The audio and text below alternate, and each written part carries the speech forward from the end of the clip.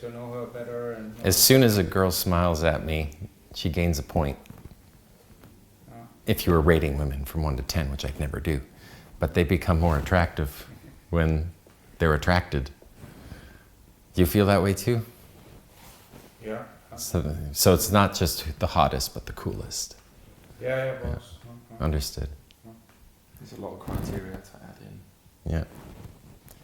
And where do you want to take this? How good do you want to get? Good enough or to mastery? Because mastery is to let go of your outcome in any one particular set. It's not to win the set. It's to solidly play the game, phase by phase, to get consistency. It's not necessarily to win the set. It's just to make a certain gambit that you're running consistent.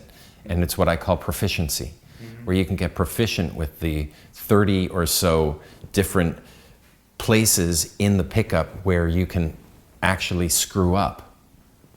There's like 30 different places where you can screw up. You can screw up near the beginning. 5 minutes in, you can screw up. You can screw up in the open. And those are kind of, they're harsh, they hurt, right? It's like being punched in the stomach, but you survive those ones because you're still out in the field and you can say, recover, soldier, next set, and you open up the next set and you're doing fine again. What sucks is when you're 5 hours in and you've invested that much time and energy, and it's maybe a few days of time to accrue those hours with the person, that if something screws up, it can really be frustrating. So what I'd like to know as well is if we have reoccurring sticking points, I'm sure all of us do, where is it? Is it in the pickup? Is it in mid-game? Your day 2s, your day 3s? Is it in end game? Is it in seduction? Where is it for you? Where is it for you? What's your weak point? Is it pickup as a weak point, or is it mid-game as your weak point? Pickup, I would say. Pickup is the focal point. So Yeah. once you get the girl into your life, I feel like that's where it gets really easy after that. it gets, yeah. Like for me, it's most of the pickup. Like this one night, I opened like 12 sets, and all 12 were just terrible. Oh, are they? Okay. But you did 12, man. Yeah. So that's good. Yeah. Doing 12 sets a night is good practice. Yeah. That's a good night. Even if they all went shit. Cool. So How long do they typically last? that night, for some reason, it was just like, I think I was just in a bad mood. Someone told me something personal over the phone. Okay. And it was over spring break. And I went out like that, and I tried to pump my state up either way, but still, my sets didn't open, but Right. I still tried and tried and tried. Yeah, yeah. The next day was way better, so. Fair. Don't bring your baggage to the Yeah, club. don't bring your baggage to the club. Nobody cares, as they say. No one cares about your baggage. Even if you have family members who have died, if you want to win the game, you have to let go of that. That's more high. That's more advanced. That's high end. Yes, yeah. I like to stick to structure and Material. and tactics, techniques, specific things that we can do to get better, rather than the esoteric inner game stuff, of how to be.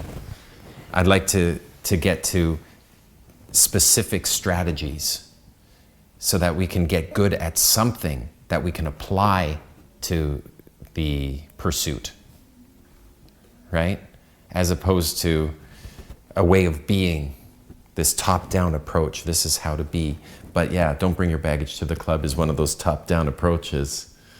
What not to do, as opposed to specifically what to do next, right? All right, I'm just getting an assessment, like a taste of who you are, and doing my best to understand a little bit about your background, because where I will focus over the next couple days may not be the same for every boot camp.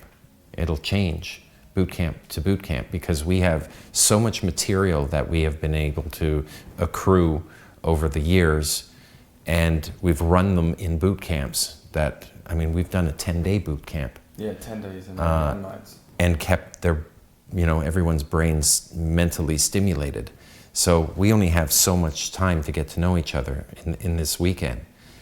I would like to get the most change possible with you guys. So I'm going to watch you do some sets tonight. You get to watch us do some sets. We're going to push ourselves to do sets. A set is a group of people, by the way. Women of beauty are rarely alone. They're usually in a group. So we're going to work groups. If you think that walking up to a girl in front of a magazine rack all by herself is the stereotypical way of pickup, that's not the case. Beautiful girls are in groups. And some of those groups will have guys in them. And besides, we want the girls in those magazines. They're not alone. They're in groups. A single set is approachable. Of course, if you want to approach a single set out there, that's possible. But generally speaking, the hottest are in groups. So we're going to force ourselves to face the dragon head on and strike its heart, opening the 3 set. Now, that isn't the end-all and be-all of pickup. It's just seeing the girl in a set and opening it up. I've discovered that the hottest girl, instead of approaching her group directly, if I were to approach an adjacent set, build social proof, and draw the hot set in, I would get the girl from the second set. She would feel much more comfortable with me because I'm with friends. I'm a safe bet. I'm pre-selected by having women with me already, and therefore I'm considered attractive to the second set, right? The first set I'm going to have to open cold, and this is why we call it a cold approach boot camp. It's cold approach pickup. You got to open up these sets cold, but it's not the first set that is going to draw your target. It's the second set. So remember, it's a 1-2 punch. I don't want to use the word punch. That sounds violent, but I was watching Cobra Kai. I was watching Karate Kid this past week. But it's the second set. That's my point. What other things can we learn about them? Well, I want to give you all a bit of material to use. It can be personalised if you want, but for now, let's just make it standard, canned. What are you normally opening with, for example? Do you have any default openers? Does anyone have a default opener? I've never tried canned openers. Okay, you're going in free flow, which is going in boring. You're boring. Boom. Exactly. Okay. So I came here. Okay, great. It turns out that you can have a higher impact upon entry. And what I like to do is have my sound bites that come out of my mouth. How are you? Fine, thanks. How are you? Boring, right? How are you? Magical. I want them to be a little bit more rare. All my openers, all my sound bites, I want the girls to be impressed and curious as if they haven't heard that before, right? Or at least it's a rare soundbite. And we have a whole bunch of openers that are rare soundbite openers. Like for instance, what's in your belly? That's an opener.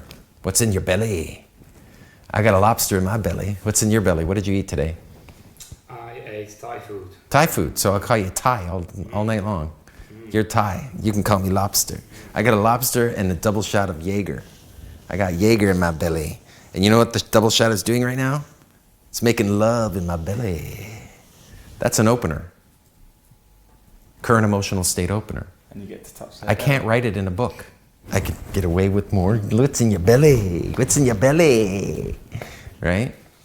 And I can convey that my current emotional state is non-needy, non-threatening, and playful.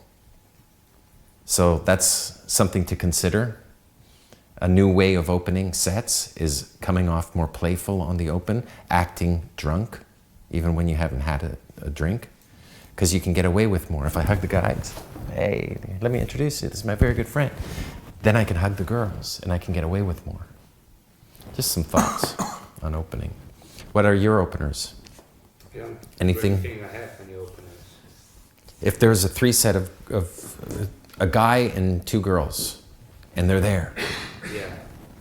open. So I don't really think I've ever done that before. How do you meet girls? One-on-one kind of a scenario. Okay, so your focus has been on single sets Yeah. instead of the groups. Okay, fair. Yeah. So This is going to open up a new experience to you. I know. You've done groups, because even if you open up a single, in a nightclub environment, it's not single for long. There's going to be a merging of the group. That shit happens, right? Yeah. So how to handle multiple sets. We need multiple openers. If you have one opener, you can't repeat it to the next set, especially when you're going to be doing what we do. We merge sets. Set merging is cool. It's something we want to do. We want to open up a group and then say, let me introduce you to some good friends of mine, and backwards merge them into a previously open set. Sometimes we'll want to forward merge them to show our social intelligence by saying, hey, let's go make some friends. And by rolling off of the girl that you're really interested in, by showing her, demonstrating that you've got the willingness to walk away, you're not all up into her. Tell me more, facing her. Tell me more. But rather saying, hey, let's go make some friends. You can do a 15 set. That's a roll off. A 15 set's good because look how many women you're attracting. You've got more choices going on. You can talk to loads of different ones at once. Yeah. When we were in Helsinki, I opened up a 15 set by just saying, so who's what's the occasion tonight? Who's the boss? And they all pointed to the girl getting married.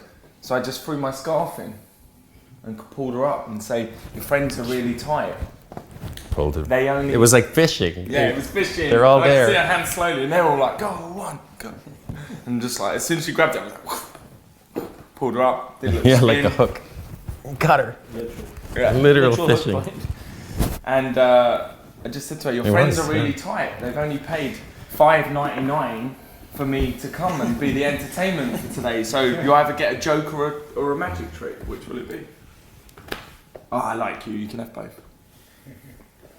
And that was it. The game was afoot. And they're all getting attracted by it. Because you're displaying yourself. There's lots of schools of thought. There's single approach theory, there's group theory, there's indirect approach where you initiate a conversation topically and get everybody talking and conversing with each other and with you rather than going in direct. That's another school of thought where you show your interest on the open. We do them all. I'm actually the guy that wrote the verses, direct versus indirect, day game versus night game.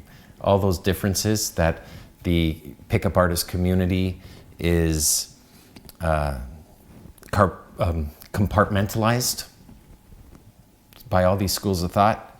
Yeah, we do them all. So whatever you want to focus on, just tell me. If you want to focus on day game, we're going to do a little bit of day game because we have the place to do it, right? And we've got day game experts here. So if you're ever to learn day game, this is the weekend to do it. But we are going to focus on groups at night because that's where the hottest girls are. It's nice to meet girls in the day as well, but going off in night, bringing the girls you met in the day with you into a nightclub environment where you already have opened a set earlier, you've got your pre-selection, you've got your social approval for the next set, for that second set to see you, they snag better. Day game to night They game. hook. Yeah. Day game to night game. And you can invite all the girls you meet in the day. Yep. At night. You're having an event. You're partying like it's Ocean's 11. Well, what we're really doing is we're already touching upon the fact that there are different levels of game. And I will talk about the 5 levels of game when we have time to do that. But let's continue for now. Do you have any openers that you've been using to initiate a conversation with a group? Well, I tried a few times the Titanic opener. Okay. I tried that one. How many Only a- times? only a yeah. few? How many times? Only a few times? Yeah, only a few times. 20 times. Yeah. Yeah. No, I'm not yet up to 20 times. So how but many times? 3 times. So you've got 17 to go? Yeah. Yeah, Today and tomorrow. I'm interested in doing more Great. delivery and so on. Fair. Do you guys know the Titanic opener? No, I do not. I'm going to give you a synopsis of it. Did you hear that the Titanic actually did not sink? The Titanic didn't sink. Did you ever hear about its sister ship, the Olympic? There was a sister ship. You won't hear about it in the news, but if you look it up, you can find out about the HMS or HRS? RMS, my HMS, bad. isn't No, it? I'm just drunk. The RMS Titanic. The RMS, I'm really brain farting right now. The RMS Olympic was a sister ship, and it was smashed on the same side, coincidentally, that the Titanic supposedly was smashed. And the Olympic was no longer in commission. It was a broken ship, a very expensive broken ship. And it limped back from where the crash took place in New York Harbor and went back to Southampton, where for 2 weeks, the Olympic and the Titanic, brand new, were berthed side by side.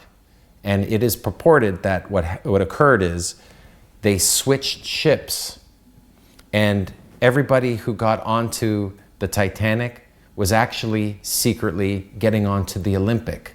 All they did was change the back lettering from Olympic to Titanic. All the White Star cutlery and plates, they were all the same anyway. There was White Star Line. So all they had to do was change the name.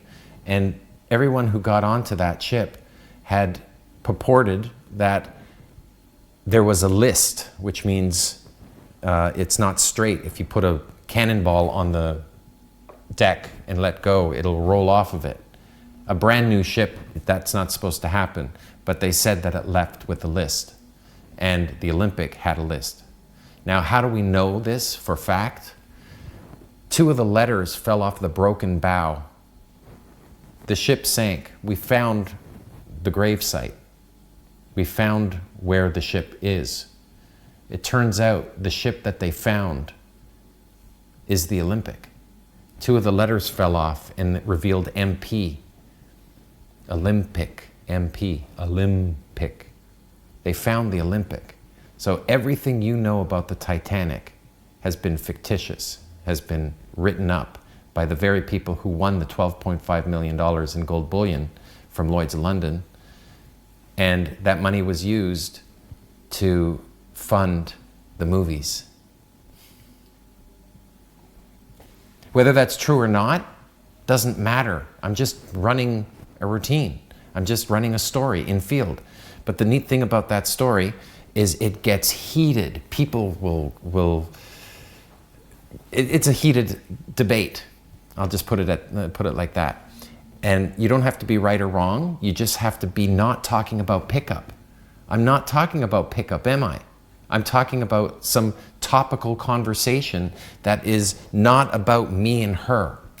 The people, her friends, the people around her are disarmed by this type of story because they don't see me coming. They don't see it as pickup, right? Especially when I'm disagreeing with her. I'm disagreeing with the very girl that I'm going to end up sleeping with. And yes, I used Titanic on Sana. I know. What was that? My girlfriend in Finland. Just a caveat on Russian pickup. Can you guess what works better, teasing or challenging? Challenging, probably. Yeah. I've learned from bad mistakes of being the kind of Baxter in Moscow, using all my high energy teasing, and to a Russian girl, that's quite bizarre. That works very well in Toronto or LA. But the moment I started challenging, just drop in a challenge, a nice disagreement. Give them an example. Mm-hmm. Yeah. Do you have an example of one? She might say when you go for the assumption about what she does. Yeah, so classic day game, you look very creative. You must be making a statement rather than asking her a boring question like, what do you do? Asking is not nearly as good as making a statement. You look like you're from California. You look like you're a Jersey girl. Is better than saying where you're from. Even if you're wrong. You're allowed to be wrong. Yeah, it's even better if you're wrong. Because she says, no, I'm not a Jersey girl, I'm from Moscow. And then you can hit her with, in day game you can do it pretty quickly. Because remember, the fault of day game, and I'm guilty of this, you've opened with a compliment, yeah? Mm. And if you read Mystery Method, you know, why is opening with a compliment perhaps not the best thing to do, especially in the night time? Because that's not even teasing, that's being nice. Even worse than that, think of IOIs and IODs. You run up to the girl, you say, "Excuse me, I think you look beautiful." What's the problem with that? Well, she's in the club, she does look beautiful. That's obvious. But even on the street. I mean, it's a big IOI of yourself if you go up to her. Yeah, it's almost a pick-up sin that you're opening with. It's Huge like intent. revealing your Yeah, cards. It's okay. like playing 21 and It's putting like- your cards down immediately. It's like saying, do you want some cock? Yeah. It pretty much is, yeah, girls know it. Does it So- cock? Do you want some cock? No? Okay. Okay. And that's the guy you see doing 1,000 on the street, you know. You look nice, you look nice, Yeah. you look nice. That's not pick-up, that's fool's mate. Yeah, fool's mate. So we spend most of our time in day game, we give the compliment quickly and then we take it back. So I'll do a lot of that. Let's just finish the challenge thing. We can take it back. So you look nice for a Challenge. Jersey girl. You look quite nice, you know. But, it's a great word to add, but. Not that but. Yeah. You look nice, but. Again, very okay. And she's immediately, especially a Russian girl, she's immediately, what? And they say, oh no, there's my dress tucked in. No. You look nice, but it was really strange to see you so positive. You cannot be Russian. It's a great one for tonight. You cannot nice. be Russian. You are far too relaxed. So there's something suspicious going on here. And By tomorrow, you guys will be writing these things down. Yeah, We'll- you should be we'll- writing We'll it get down. him down. No, We'll get him down. yeah. And she's going to defend herself. We'll just, hit this again. It's just a little challenge. Or she says she's a lawyer, and you no, I don't buy it. I don't buy it for 1 second. You're not a lawyer. That's a kind of a playful challenge, yeah. Yeah. And I wait for one topic that she brings up. Tasting music is a good one. Yeah. So she says she's really into opera. I'll wait and then I'll go challenge, especially in Russia. Bang. Opera, no. I really dislike opera. I just don't get it. It's really a waste Don't of be my the yes energy. man, be the no man. Don't be the yes in man. Russia particularly. Yeah. Anyway, sorry to interrupt. No, that's the good. The teasing and the jokes, maybe in the night they're going to be, you know, Rob will show you a lot of that, but in the day you'll notice a lot of blank faces. Well, it's funny because I met some girls in the club, and then one of them I really, really liked, and she's like, we're going to go to another club. And she took me to a sort of half strip club, half bar, and I was like, hold on, it's a bit suspicious, like that. And Yeah, she may be hired to do and- that. Yeah. And she was, but she wasn't gaming me at all, right? Because she got nothing off me. She came back to the other bar and hung out with me. But all she wanted to do was dance for me. She wanted just to dance for free. She did the dance for me free. She said, I'm just going to get changed, put all the clothes on, heels, everything. I was like, this is amazing. And then she did the dance. I sat with a girl, her friend. She did it all, came back, said, how'd you like it? I said, don't really like strip clubs. I love strip clubs. Yeah. But don't know, like strip clubs. Put your clothes on, we'll go back to do it. And she did. We went back. Yeah. Which looks stunning. I really wanted to keep them clothes on. I love it. Love the heels. But one of my things that I say is a half compliment. So I say you have the second best shoes I've seen today. That's how I open with. That's Or- his opener. Yeah. It's a great opener. Very I've seen him use it. It works great. Those are the second best shoes I've seen today. And you can say the second best of anything. Jacket, hair, nails. Pants, Nails would be yeah. good in Russia. Your favourite topic in Russia for women? Shoes. Shoes, yeah, of course. Really? Yeah. By a million. By most women, But shoes. particularly. Yeah. And if they have high heels, you can Oh. particularly, specifically point those Yeah. out. And a good one is, we came, well, that's something I came up with. By accident, Oh, right. I hear those are coming back in fashion. Oh, stick the knife. Yeah. Oh, get in there. God, very good. I hear they're making a comeback. Any openers that you've been using?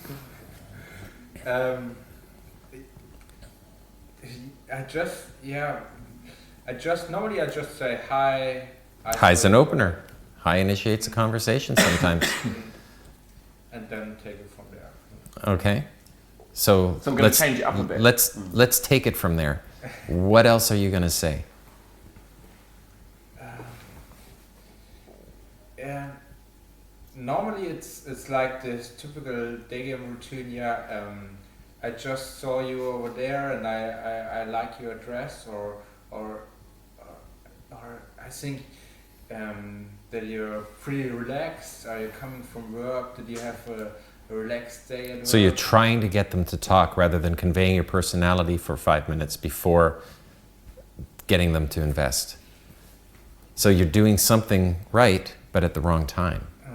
You're opening with interest, and that's what you've been demonstrating. Yeah. Right. I mean, it's hard for me to show. I mean, obviously, I'm interested, but Yeah. to not, to say that I'm interested, but not to be. Yeah. Yeah.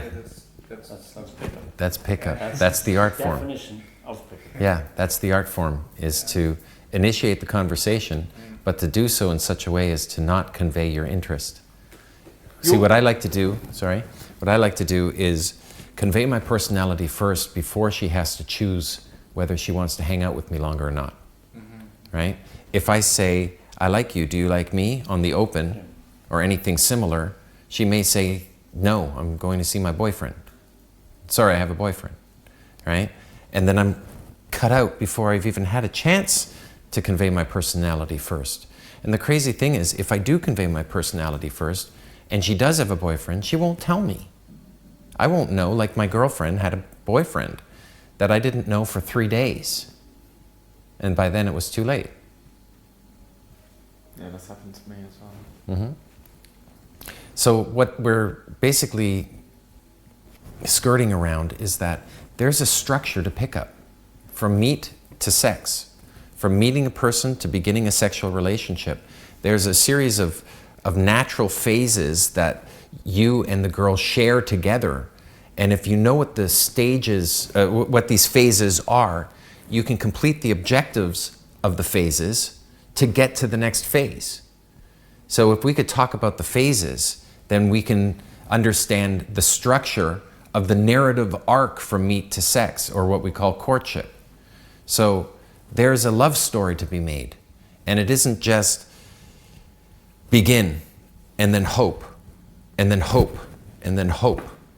It's to begin, open the set, then demonstrate higher value, trigger her attraction mechanism so we can get indicators of interest from her, and then we qualify her once that has occurred, rather than just accept the IOIs. We don't jump over qualifying. We actually have made that a phase where, see, qualifying a girl is a high valued male behavior.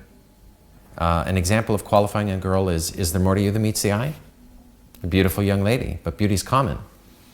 What is it about you that makes your friend want to be your friend? Catch me up to speed. How's it been from birth till now? How's it been? Have you been leading a good life? Has it been 50-50, good versus evil, or are you winning?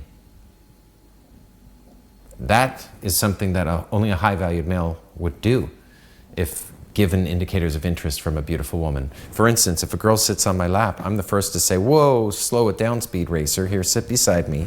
I'm curious about something. Give me your hand. That's all you get for now. I don't put my hand on her knee. I take her hand and put it on my knee. That's the base for Kino.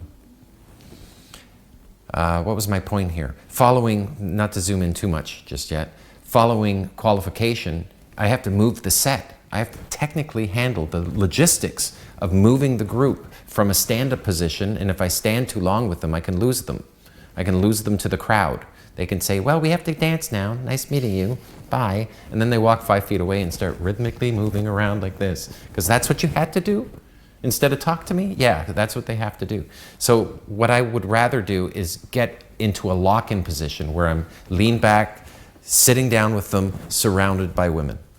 Because other women will see that. Remember, it's really the second set that is what we're going after, not the first set. Following that, now we're in comfort. It's where we all want to be. We all want to be seated here by the end of the night. This would be a nice pull place, right where we're located now. This would be a nice place to pull some girls, where we're seated arm in arm, perhaps, with the girl, getting to know each other. That's the dream. That's what we're going after. That's what we're looking for. We just don't open that way because logistically, the girls aren't going to be in a position where they're seated by themselves waiting for you to come along like as if you're a stripper, right? They're going to be in groups. And you're going to have to build social proof, pre-selection, show yourself with women so other women can find you attractive for having some sort of value for the women that you're with. You must have value for women if these women are around you. If you've got women laughing and smiling around you, then that next set is going to open a lot easier. And they're going to join you rather than you invade their set. It's like a domino effect. You hit the first one and they all fall. So there's lots of schools of thought here, and we're going to be playing within all of them. We're going to be doing some direct game. We're going to do some indirect game. We're going to do some day game, night game. We're going to do lots of stuff. Mixed sets. Mixed sets. Big sets. Small sets, 2 sets, 3 sets, 5 sets. A 2 set is a special animal. A 2 set is special because you have to treat it like a single. They're together. They're joined by the hip. You can't isolate the target from a 2 set because it alienates the obstacle. Make Hence, sense? I was stuck with a friend while she was dancing on the table. Fair. But you knew what you're doing. Yeah, I knew it. That's it. You got to keep this set together. I got to befriend the obstacle. I can't just take away the obstacle, the target from the obstacle. It alienates her. What I have to do is I have to merge the set. I have to handle the logistics. I got to merge the set into another set. So if I'm with the 2 set now, I'm here. I have to merge this 2 set into another 3 set, building a 5 set. Now I can isolate my target. That's normal. That's our game. We're going to be playing in groups and merging the groups, forward merges and backwards merges. It's a level of game. Just as opening up a single is a certain level of game, I call that level 0. Level 1 being opening the 3 set. Level 2 being merging sets backwards and forwards. Is there anything I'm missing on these? Because I'll be going through the levels. And there's more levels, and we'll talk about those later. But we're touching upon one of the rules we have is wherever the energy level of that set is that you're about to approach, it'll be low energy if it's in a coffee shop, they're seated, versus they're giggling and laughing and they're standing and they're dancing, high energy in a nightclub environment. When we come in, we want to be equal or above, just a little bit. If we come in too high up, they're seated, and we come in all laughing and smiling and giggling, and we can blow ourselves out because it's like, whoa, man. It's too much energy. It comes in too high. And you can also blow yourself out by coming in too low. Excuse me, I'm sorry to bother you, but I was wondering if I could ask a question. Well, Right? there's the worst one, man in the box. Some people... What? What? Some people sound like that in a club environment. We're going to be in loud environments. Talk loud. Find the resonant voice. Find the resonance in the room so that you can be heard. If you're not heard, you won't get them. It's as simple as that. You have to be heard. So I have to find my resonance to the room. Yeah. It's different for every room, but I can play with it until I have the resonance there. All of us have to be good at that, finding the resonance of our voice to the specific room, because the music is loud. If they can't hear you, you don't get the girl. It's practice. That's a part of delivery. It's not structure, it's not material, it's delivery. And if you talk loud, they will talk loud, so you can hear them, and it will stop you leaning in to hear them. The classic mistakes that everyone makes, no matter how good they are. But JK, what openers have you been don't using lean in. lately? Smile on the open. That's the Real smile. Yeah, and hands out. Smile on the open. The No very joking. first time your next girlfriend sees your face, it should be with a smile. Sees your eyes, they should be warm. A warm smile, warm with the eyes, right? These crinkles here, I mean, really smile big. Let's practice. And it could be over the shoulder stuff where you're like, yeah, let's see your smiles. Bigger. We know you smile. That's too high energy. The stuff that he's doing. You come in. Cheshire See, it's cat. all good. The Cheshire It's all cat, great, right, Tom? right? But the energy level you come in is a little too high. and you stay there for too long. You get them laughing and stuff, but Maybe it's you have to join them and raise them, together. not come in high and hope they raise up to you. You have to come in equal or a little bit above, and then you can raise them by raising yourself. That has to happen. By the end of it, they'll all be cackling, Yeah. but you're opening, trying to get the cackle happening, right? Okay. So where you're ha ha ha ha, real, right? That has to be led to, as opposed to opened with. Fair? That's what I think. Okay. Fair. Just Fair. just by as a Fair, third fair, party fair, fair. observer. Yep. Fair. Tonight, remember, tonight is every day's practice, right? But tonight we want you to fuck up. We want you to do your 3 sets each, so we can see. Before we can give you feedback, get 3 sets in each, because then we can see a pattern. And don't be scared to fuck up. They're warm-up sets anyway. They're going to get you into state. So the very first set should not feel like your very first set. It's not. It's your pre-warm-up set. Tell them you're the warm-up set. Yeah, that's your opener. Hey, you're my warm-up set. Because you're allowed to wreck the next set. Don't wreck the night. You don't have to wreck the night, but you're always permitted to wreck the very next set. The very next set that you open, we don't know who they are yet. What if they don't like you? What if they don't remember you? Who cares? It's just one set. We're going to be doing loads of sets. And each set, we're going to learn something from it. We're going to get some feedback from our sets so that the next set will be a little bit better. And then the next set a little bit better, right? So the very first set, you can completely wreck, always. You can completely wreck your very next set, always, throughout the whole night. You can behave that way. It's just the very next set, it can always ruin. And give yourself permission to ruin the set. You are entitled to ruin the set. You're allowed to go in and say, you're my warm-up set. Tom and JK are taking you out for day game at 9, so we can invite girls to the clubs, which is the fun thing. Gutter game. Yeah. Beautifully. Do you Gutter want to talk about game. that for a second? Complimentary word. Do you want to I explain? don't know who called it gutter game. It's slightly That's me. derogatory. Oh, That's me, man. gutter game. A joyful thing. Where you're clearing out the Just gutters. sweeping Look- those gutters. Toronto it works well. Yeah. And Vancouver and Bar hopping is gutter game. bar hopping, yep. You know, shitholes. You go to these places that you're not going to really find, you know, A unicorn. a unicorn. Yeah. But we're levels of game.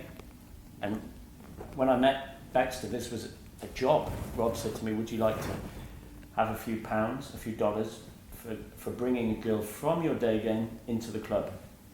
And that was new to me, that a club pays you for bringing girls.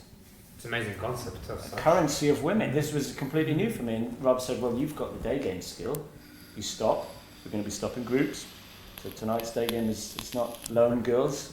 Okay? Very unusual to find a lone girl at 9 p.m. It is possible, but they'll be in twos. Yeah. They'll be in threes. And we're only here for a few days. So we could do traditional day game and, you know, go for the full structure and get the number and text her, but no, we're going to bring those girls, if we can, to the venue tonight. And what you can do, if you want to instant date them, we've booked a table in a beautiful. cafe below, Oh, good. just one floor below us, called Puffs. Not puffs. Puffs. Unfortunately. Yeah. We're going to some Puffs cafe. They won't get the joke, but Yeah, they won't get it. you all saw it, you all walked past it, yeah. Level 1. Yeah, so they can join the table. We've got a big table. Cool. Yeah. The girl on the door's friendly, pretend you know her, you're socially proofed. Yeah, it's my local. Hi, how are you? She'd be like, yeah, hi, lovely. Basically an instant date, but not quite a date because it's a group gathering. Yeah, my friends and I were meeting up That's at my friend. Puffs Key line at 10. Why don't you come tag along? Bring your friends. puts them at ease, yeah? Those are my sound bites to get the job done. Brilliant, yeah. Yeah, And you far can less drink there threatening. as well, so you could get a drink with them, whatever. Don't just have to sit there and eat with them. Get a drink. Give them some nuts. Something I tell myself all the time is that humans are bored. It's a great mantra when humans are bored. So when you offer value and you go up to a group and they're just milling around on the street, deciding what to do, aren't they? They're just, we all do it. We walk down the street, we don't have a plan. Even if they look busy, they're not. That's the New York. Yeah. Because they look busy They're here, not- but yeah, they're, they're I bet not. they're not. So if you offer value, a cafe, shisha, that's very popular in Russia. This is a shisha Not bar. not as an open. Shisha. no. Oh, that's important. Important. This is a shisha bar as well. What Alright. does Shisha? Hookah. Yeah. Hookah, smoke. Okay. Not a hookah, JK, no. A hookah. Hookah. But this isn't to open. Oh, okay. You have to still open the set. That sort of hookah. Then you have to demonstrate higher value. Yeah. Then you have to qualify the set so that they feel like you're inviting them because you like them for a specific reason that they've said, not because they're hot, You're not a promoter. right? You're not a promoter. You're a human being with choice.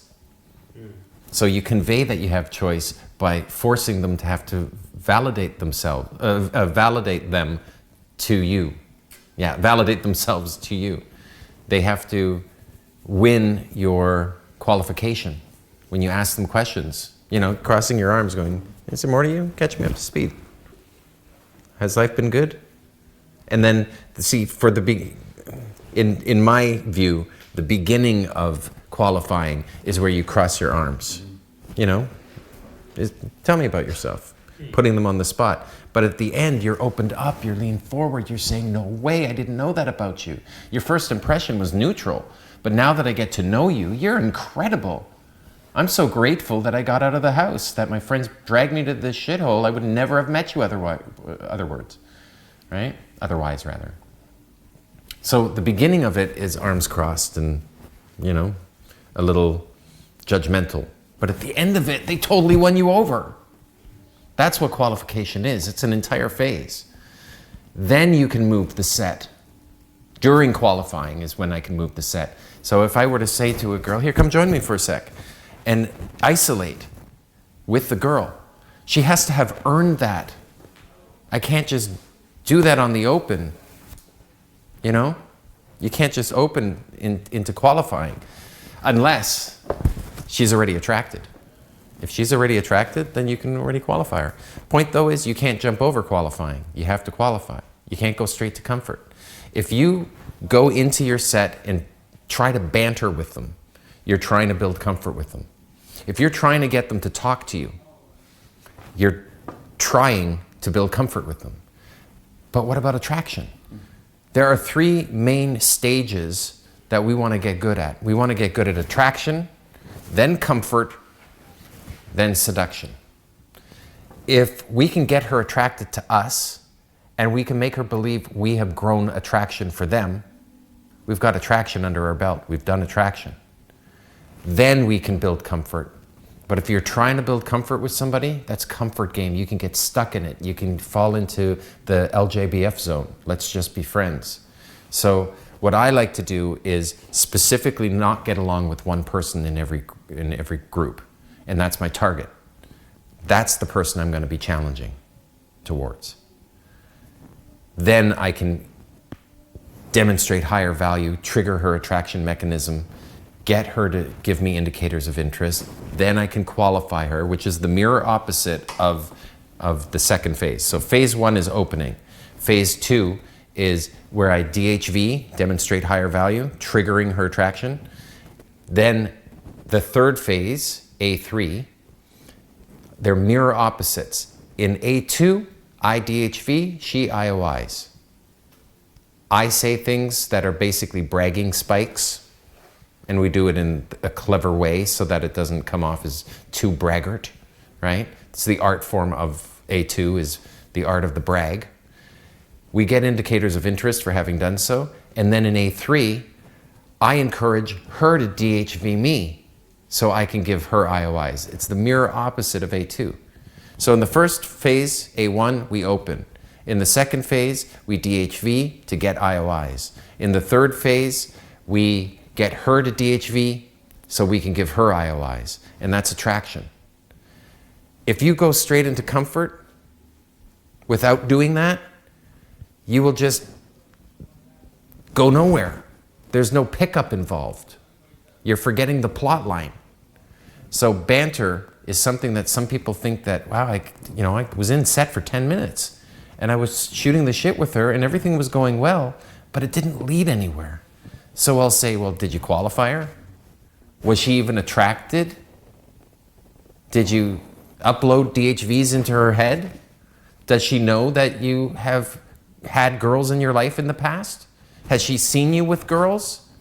Does she know that you're the leader of men? That you're pre-selected? Does she know anything about you? If the answer is no, then you went straight into comfort and you got stuck in there. Right? 99% of guys are opening. They try to build rapport. It's every time, 99%. Yeah. 99.9%. Sure. So when Mystery said, what's your default Yeah. opener? Which is You're about- going into I can banter and see trying to straight get away them to in your talk face. and building We rapport. call them hairdresser questions, questions of doom. Yeah. And if you listen to a guy in Starbucks picking up a girl, trying to pick up a girl, what do they say? What are the questions of doom? Trying to agree. What do they say? How does a guy normally pick up a girl? What does he ask? What do you study? What are you doing? What is your name? How long have you lived here? Yeah, and you'll hear yourself doing. Where do you live? How old are you? That's Name, comfort. yeah, age, sex, location. And whether you're doing day game or night game, where's the attraction? What is attraction? Yeah, focus on attraction. Unless 1% of guys start in seduction. Maybe you're Oh, right. And then there's a bunch of errors. possibly. There's a bunch of errors that take place. There's 3 main stages: attraction stage, comfort stage, seduction stage. If you begin at the end, you're the seducer and you get buyer's remorse. You're hitting on a girl that's not attracted, nor has comfort with you. She doesn't trust you. Not only doesn't she trust you, but she's not attracted to you. So opening with seduction is to open at the end, and you get buyer's remorse. You get mistakes. You get a girl that isn't interested. It's as simple as that. You're beginning at the end. Bad mistake. You can begin in the middle. Begin in comfort. Bad mistake, because there's no attraction still. You're trying to build comfort, trying to get her to talk, trying to get her to invest, trying to build rapport with someone, right? Now, there's other errors that can take place. You can correctly begin at the beginning, but if you jump over comfort and go straight to seduction, you become the player and you get buyer's remorse, right? Jumping over, she was attracted to you, but then you exploited that attraction to try to get her in bed and take from her, right? Without building enough comfort. That's another error. Another error is getting stuck in comfort. You open an attraction, you get attraction, then you move into comfort, and you don't escalate comfort all the way up to being led to being seduced. In other words, logistically, you don't put yourself in a position. Here's another way of looking at it. Some people are afraid of success. They fear success. It's one thing, they self-sabotage themselves, precisely, right? And they get stuck in comfort. Maybe that's you? Yeah. Yeah? Fear of success. What if you're going to get laid this weekend? You know, I've did a boot camp this past week in Finland. Do you know Cowboy Roy? Have you ever met Cowboy Roy? Cowboy Roy, yeah. He's a student of ours that has been on, this is his 5th boot camp. He's taken coach development. He's really into pickup. But his problem was fear of success. So during boot camps, he's been getting laid. This is his 2nd time he's been laid on a boot camp. And congratulations for him, But for him, that was a huge barrier because he was afraid of getting a girl. What if I get a girl? What do I do with her? Well, find out what to do. Find out what not to do, right? The pathway of what you should have done will reveal itself for the future. Find out what not to do. Find out what to do. Try. Play to win. Because this is what we're here for. I'm not worried about you. I just have this suspicion that you're going to be just fine. If you get a girl on the hook, you're going to be, yeah, come on with me, girl, right? But I have a suspicion that for some reason, you're going to get a girl on the hook, and you'll be like, really? It's that easy? Yeah, could be, yeah. It could be. It could be that easy, especially if you follow proper structure. Fill the structure with material that meets the objectives of each of the phases so that you can see clearly that you're progressing within it. And then work on your delivery so that all that becomes second nature. Then you can't not get the girl. Once you've done those 3 things, you have to start accepting that women find men attractive, and they will find you attractive, right? Because we're doing it in stages. We're going to open indirect. We're going to demonstrate higher value. We're going to have stories to tell. Stories that impress rather than make us seem small. Some guys will tell bad stories, DLVs, demonstrations of lower value. They'll say things like, oh man, you should have seen us last night. I was so drunk. I was wasted, man. No girl wants to hear that, right? But instead, if you were to say, have you ever gone to the Hollywood sign, touched for good luck? Trust me, it works. I went there with a girlfriend of mine who, if you're so inclined to rating women from 1 to 10, which I'd never do, she was off the charts. She was a very beautiful girl, but she had a problem. Her problem was she was too stereotypically pretty. She was an actress.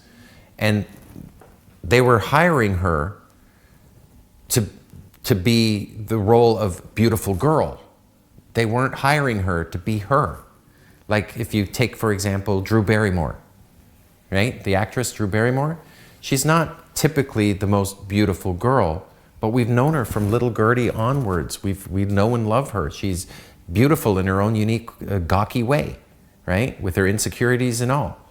She has a departure from beauty that makes her unique. And that's what makes her an A-list actress.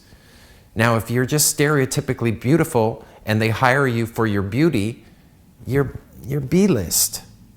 And that was her problem. She was too beautiful. I'll pause that story there. Can you hear the DHVs? She was my girlfriend, for crying out loud, and my girlfriend was too beautiful. That was her problem. Now, if that could be believed... The humble brag. The humble brag. It's not bragging.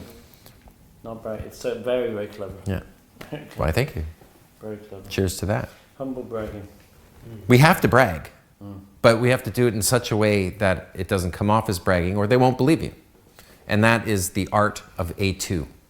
The art of A1 is the art of opening, right? How to open up a set and do so and be accepted by the group. But you don't have to be accepted by the target. Because in A2, I will choose a target and I will specifically not get along with them. I'll get along with everyone else. But I get to say things such as, I'm not sure you and I are ever going to get along. I'm not sure you and I are ever going to get along. You know why? We're too similar. You wouldn't take my shit. I wouldn't take your shit. What fun's that? If I were to hang out in a room by myself, I'd pull my hair out of my head. You don't want to hang out with me. And then I can do DLVs in order to not specifically look like I'm hitting on her, thereby disarming the obstacles. And then I can say, while I'm here, I am curious about something. It's all right if I talk to her for a couple of minutes? Expect nothing but great conversation, young lady. Here, come join me. Is there more to you than meets the eye? Now I qualify. So what I do in A2 is I don't get along with one person. I break rapport with one person, priming her to want to qualify. So when I start qualifying, she qualifies herself. She starts wanting to impress me. And I let her. And she wins. And I'm the prize. And that's the game plan. So A1, we open, use false time constraints in order to pad the opener, to make them feel like we're not going to stick around. A false time constraint example is, I can only stay a sec, I have my friends here.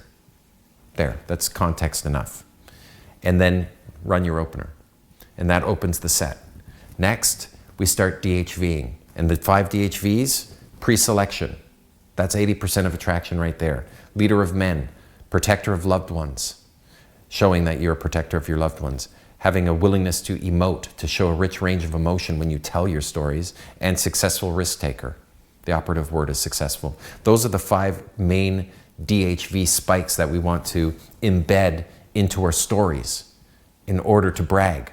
We're going to brag those 5 key traits. Because I tell you, if there was a girl and I were to say to her, I'm going to introduce you to a man, do you want to meet him? Well, can you tell me about him? Sure. Ladies love him. He's a leader in his community. He's a leader of men. He's pre-selected. He has a rich range of emotion. He's normal. If I can express to a girl anything about you guys and say, he used to date Miss November, pre-selected. If I told a girl the story about you being a successful risk taker, for instance, one of the stories I use is the time I built a fort with my friends when I was 12 years old. I built an underground fort, and we dug a hole and we covered it with a roof and soil, and then when it snowed, there was even more on top of it, and we had this warm little underground fort that I can invite my friends to. Anyone who helped build the fort could be a member. And I built that and completed it. And there it was, 2 feet by 2 feet, a hole for entry, that where steam was coming out of it. At the bottom of the hill, right in front of my house, there was a park. And at the bottom of the hill, there was this little 2 foot by 2 foot opening in the snow with candlelight coming out and steam coming out because it's below the frost line, and a ladder inside there that can lead down to a place where we played D&D. I built that when I was 12. If I said that story about you to someone, believe it or not, that girl would find you more appealing, that you'd be more attractive without it coming off as bragging. In the same way that when I say, he used to date Miss November, crazy girl, gorgeous, but crazy girl, she's gonna treat you better. These are things I can do, accomplishment intros that I could do on your behalf to make you hotter to them. You can do that yourself too.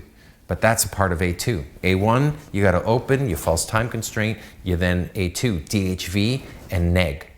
A neg is a disqualifier. It's a way of, if I blow my nose, I'm not insulting the girl, but I certainly am not after her, right? If I just blow my nose in front of a girl and continue talking, it shows her, it demonstrates to her that I'm specifically not after her, that she's not on my radar. And if she's particularly beautiful, she'll wonder why. Then I can prime her by not getting along with her, by creating a challenge to qualify herself to me. Then I qualify her with a series of qualifying questions. Like, is there more to you than meets the eye? Beauty is common. What do you want to be when you grow up? Don't say princess. If you could be anything in the whole wide world, what would you want to be? And then reward her for the good behavior of investing. See, there's a series of phases that take place. And if we know what the phases are, and that's what we're going to go through over this weekend, is structure. There is a structure to pick up. Let's learn the structure. But structure isn't the only thing that comes with it. It comes from me. A lot of guys think that because I created this structure, that's all I teach. No, next is material. To meet the objectives of the phases, we need material, personality conveying material. Your tried and true honed stories. Hopefully there are some stories you've told to girls in the past that have worked that you get to tell again. There is going to be a time you tell the very next girl who's going to become your girlfriend about how many are in your family. You're going to have to talk about your family, your friends, your loved ones. All those stories you've told to the last girl who was your girlfriend, all that stuff has to be done again. We're starting over, right? So wouldn't it be nice to have a cheat sheet? Until you don't need one, anyway. That's what, it's geeky. It's what Style did, Neil Strauss. He had a cheat sheet and he carried it around for a year. I had a cheat sheet. I don't use one anymore, but only because I have a cheat sheet in my head. I could write one out. 3 openers, 3 FTCs or false time constraints, 5 DHV stories, 5 negs. A neg is a way of breaking rapport. Like a great soundbite that Neil used was, let's agree to disagree. No, I'm not buying it. Let's agree to disagree. That's just something that you would normally not do on a girl if you were after her. But by her being really beautiful and you saying, let's agree to disagree, it makes it seem like you're no longer chasing her, making your DHVs more believable. priming her to want to qualify herself to you. And then you have some good qualifier questions to meet the objective of qualifying. Then you can move off into moving the set into comfort, where you're actually arm in arm and getting along again. She will want to be getting along with you a lot more if you broke rapport first and you mended it together than if you just sought rapport right from the beginning. She hasn't earned it. She has to earn your rapport. Make sense? So we have structure. Then we have material to fill the structure. That material will go on forever. It'll go forever. That's your material. It's like you guys are performing artists. You're performers. What is the material you're going to run, like a comedian running his material? Some material for A3, then you'll move the set, and then some material for C1, and then you'll time bridge the girl. And that's pickup. So let's work on that now. Okay? What openers do you have? We need 3 openers. Yes. We need 3 DHV stories. We need 3 negs. Statements to push them away, to say, slow it down, Speed Racer. That's a neg. All right, slow it down, Speed Racer. You know, and if she touches you, you could say, whoa, hands off the merchandise. It's $5 every time you touch. Wow, you must be rich. You'll be $40 already. So those are 2 negs that I've thrown together there. You need 3 qualifier questions. Then you move the set, and then you need 3 comfort gambits that you can get up to speed. Imagine if we could get all that material up to speed, you can run 25 minutes of material. You're going to get the girls. 25 minutes to 40 minutes is a typical pickup, right? Depending on the size of the set. And you're going to be merging sets too, so you need a few openers. Sometimes, like an opener is just a short story, so you can use them to open, but you can also use them in C1. You can use them once you're sitting with the girl and you have to fill, then use your other openers. You can stack them. They're tools for an artist. The main point here is that there's lots of gambits, and you should have about 300 gambits to build a robust pickup system to handle a whole bunch of different scenarios. Really, you need about 30,000 different sound bites to sound like you speak a language. You have 30,000 sound bites, and you've got yourself a new language, right? So 300 is a good start to having a robust pickup system, right? Really, if you have 30, you can pick up. There's 30 places you can make a mistake. You agree with this? You got 30 good routines. You can go from meet to getting a contact exchange that's gonna be solid. This is called solid game, by the way, where we go A1, A2, A3, move to C1. Solidly playing it, slowing it down so they'll speed it up later. Sure. You're gonna collect openers. Over the next year and a half, you're gonna collect openers. How many do you need? 5. That's it. But if you get 30 of them, you can swap them out over time, right? Aren't you going to open the door for me? That's a good soundbite. Aren't you gonna open the door for me? Thanks. You know, I'm really tired of you women treating me like some kind of piece of meat. I use that. I use it. Yeah. I have feelings too. I'm not just a sex object. I need to be loved for who I am on the inside, not for the piece of meat that you think I am. That's my soundbite. But you can use them after... There's a time and place to use the gambits. It's you're the artist. You'll find the right place. Now, these ones are attraction gambits. This is stuff that you throw into A2. Just examples. I'm impressed. Normally women like you aren't intimidated by my charm and good looks. I'm impressed. That's good. Look, I know how women are.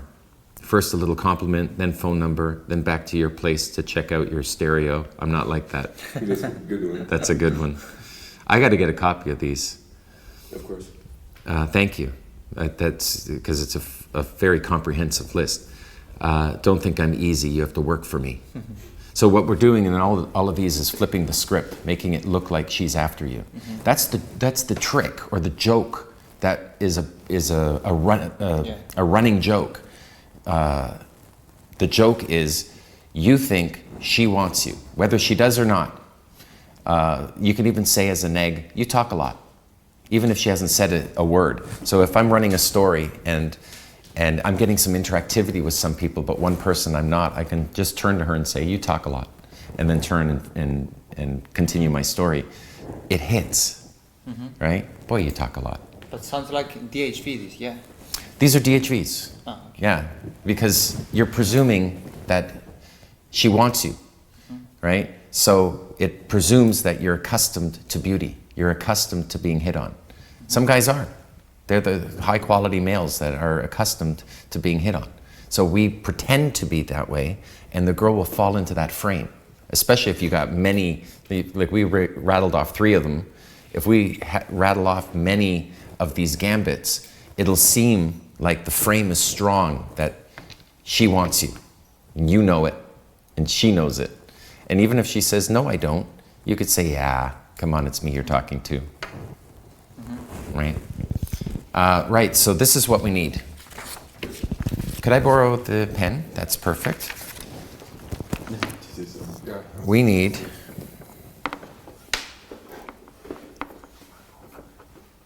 three openers, 3 DHV stories,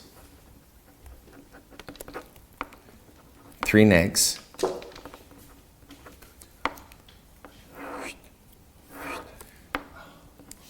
plus false time constraint. FTC is a false time constraint. We need 3 qualifiers. So we're going to make a list here with these, but this is known as the cheat sheet template. Cheat sheet template. 3 qualifier questions, then you will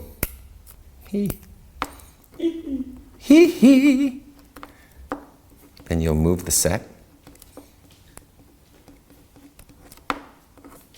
and then 3 comfort routines. And Baxter, can I get your help with filling this in? Indeed. Kindly? Yes, indeed. 3 comfort routines, and then a good time bridge. Are you Instagram friendly as a good time bridge? I closed 2, I did 2 closes only yesterday. 3 closes in a night is a good night. If you get 3 numbers in a night out of 12 sets, you're selecting the best 3 out of 12 of who you're going to close. So you're being very selective. You get 3 numbers in a night, that's a good night. You go out more than you stay home. You go out 4 nights a week, for now, while you're training, and you get 3 numbers a night, that's 12 numbers in a week. If you have 12 numbers on a list and you call them up, not everybody's going to see you. But you won't worry about it. You won't wait for the one girl to call you back. Because you'll just go, no, she's not calling me back. Okay, next number. And if you have 12, you are guaranteed to have sexual access to somebody of your choice that you picked. So what I recommend is when that happens, invite them all. Invite many of them on a Friday weekend. Say, I'm going to hang out with friends, why don't you come tag along? And you say that to all the girls so that when they meet up with you, your friends are all girls. It works. It sounds like it would blow up, but the opposite happens. Yeah. What really happens is the girls get along great with each other. They want to, they like you. They've proven it. And the girls will think, when they ask, how long have you known each other? And they find out you've met in the last week or 2. They'll think, so I have a chance. And they'll try harder. And you can get all of the girls that way, or at least 80% of the girls that way. What happened after that? I mean, how you handle this situation? Because it sounds You like just hold the frame that, yes, I'm attractive, and women find me attractive, but aside from that, let's go have fun. That's how I have pulled that off. Time bridge, and then instant date is known as bounce.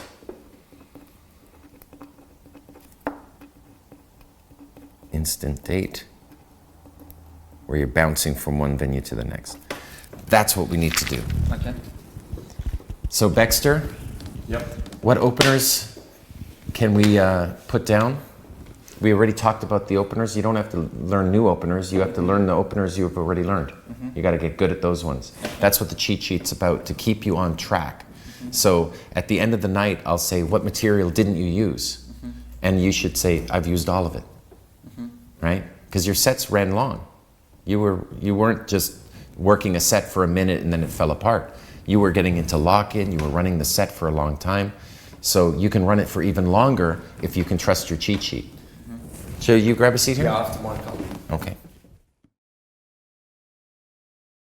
Being an Instagram model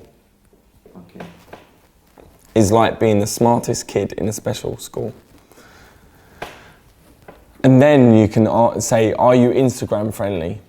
Because it lessens how important it is for them to give you it. If they're being precious about it. What about they get offended from this? Maybe they are Instagram models. Well, that's the idea, isn't it? Okay. It's an egg. It's not offended. It's more, this guy's a challenge. Being in Instagram. And it's funny. Okay. It's not being rude, it's being funny. Yeah. When I throw an egg, I do it with humour. Write it down. Yep. Good gambit. Okay. If you were a mythical creature, like a fantasy creature, what creature would you be? I asked Mystery this today, and he said... Griffin. Yeah, griffin. But he also said a unicorn tamer. Yeah. If the girl says she's a unicorn, I'm a unicorn tamer. What would you be? A dragon, I think. A dragon. Why? Because she's going to ask why. Yeah. I like the whole idea of flying and spitting fire, maybe. Yeah? Yeah, that's it. So I like to be a dragon because I like to be free Yeah. and fly the world. Do you like to travel? Yeah? Yeah. Okay, so the girl will say yes, of course. And you go, cool, I'm looking for a travel partner. Instant girlfriend, if she travels with you. She's going to be your instant girlfriend because she has to spend time in the same room, hotel, Airbnb with you. That's the quickest way to get an instant girlfriend. What's that called in English? English. Wow. I've never seen Fire lion. Fire lion. They must have a name for it though. For a line. So, what would you be, JK? You see, everyone has to think. The idea is the opener should make you think. I've never Think hard. I've never think about it. A dragon. Think hard, think deep. I think like a dragon. As well. Yeah. Why? Sometimes it's better to be feared than loved. No, I like it. Sometimes it's better to be feared than loved. Okay. She'll go why again. Why again? Yeah. You can fly. You can be free. Yeah. And people fear you because you can. And you can say, guess what? You can ride on my back. and go, come on, I'm going to take you for a ride now. And then just bounce her to the bar. Yeah. Yeah. You see how it's starting to work when you do openers? That's very strong routine. Yeah. Visualization. Yeah, I made it up today. Yeah. So I'm going to field test it. Yeah. And I made the rest up just as we were speaking. Yeah. So I'd like to test it today. open your mind. Playing. Okay.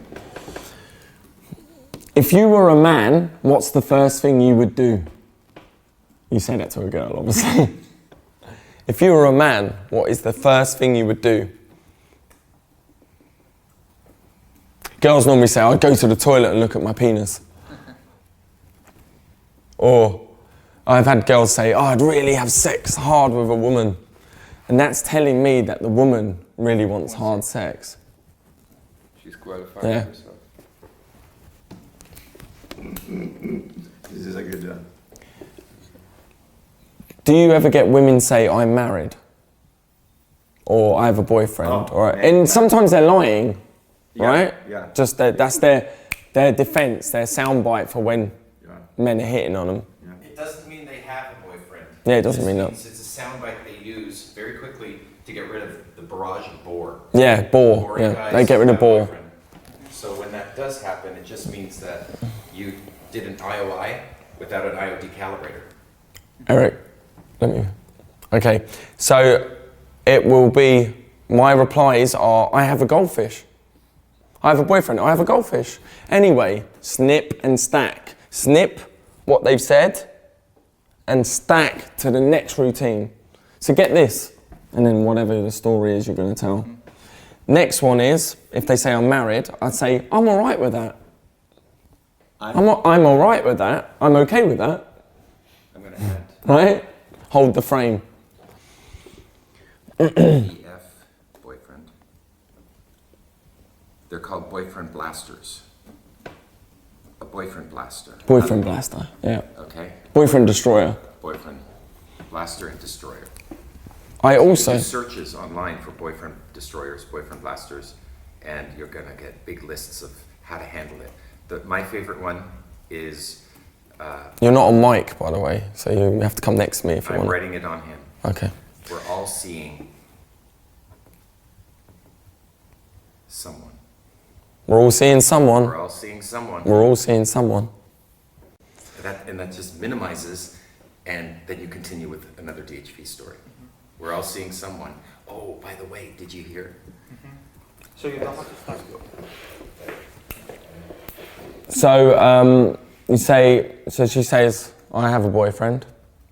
You say, well, I'm not even in that headspace at the moment. Let's turn the boy-girl dynamic off. You got the goldfish, I have a goldfish. Turn the boy-girl dynamic off. You can also, and then, yeah, and you say, I've got this 3 criteria that I need before I get to know someone deep inside. But I can only tell you if you're open-minded and friendly. Are you? Or, that's very presumptuous of you.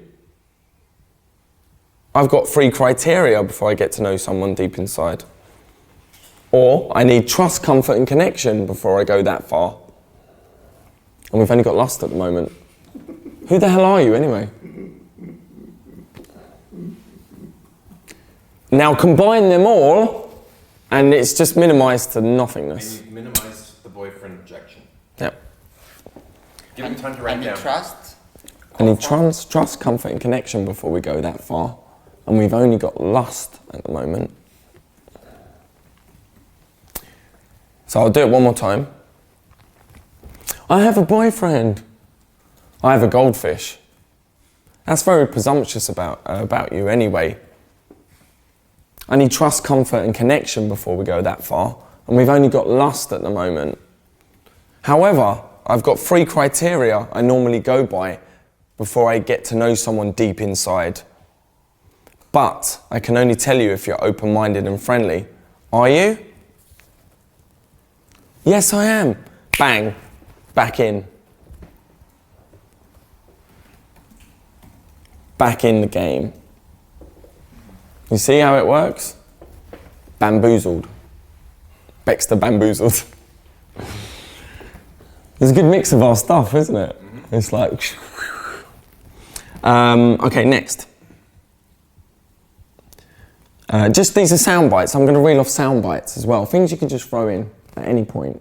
Like pebbles. They're not even like openers, they're more pebbles. So a pebble is when you're talking to a girl and you can see her sort of fading, just throw a pebble in or a statement and it's like, hits them on the head and wakes them up and like, keeps them focused to you.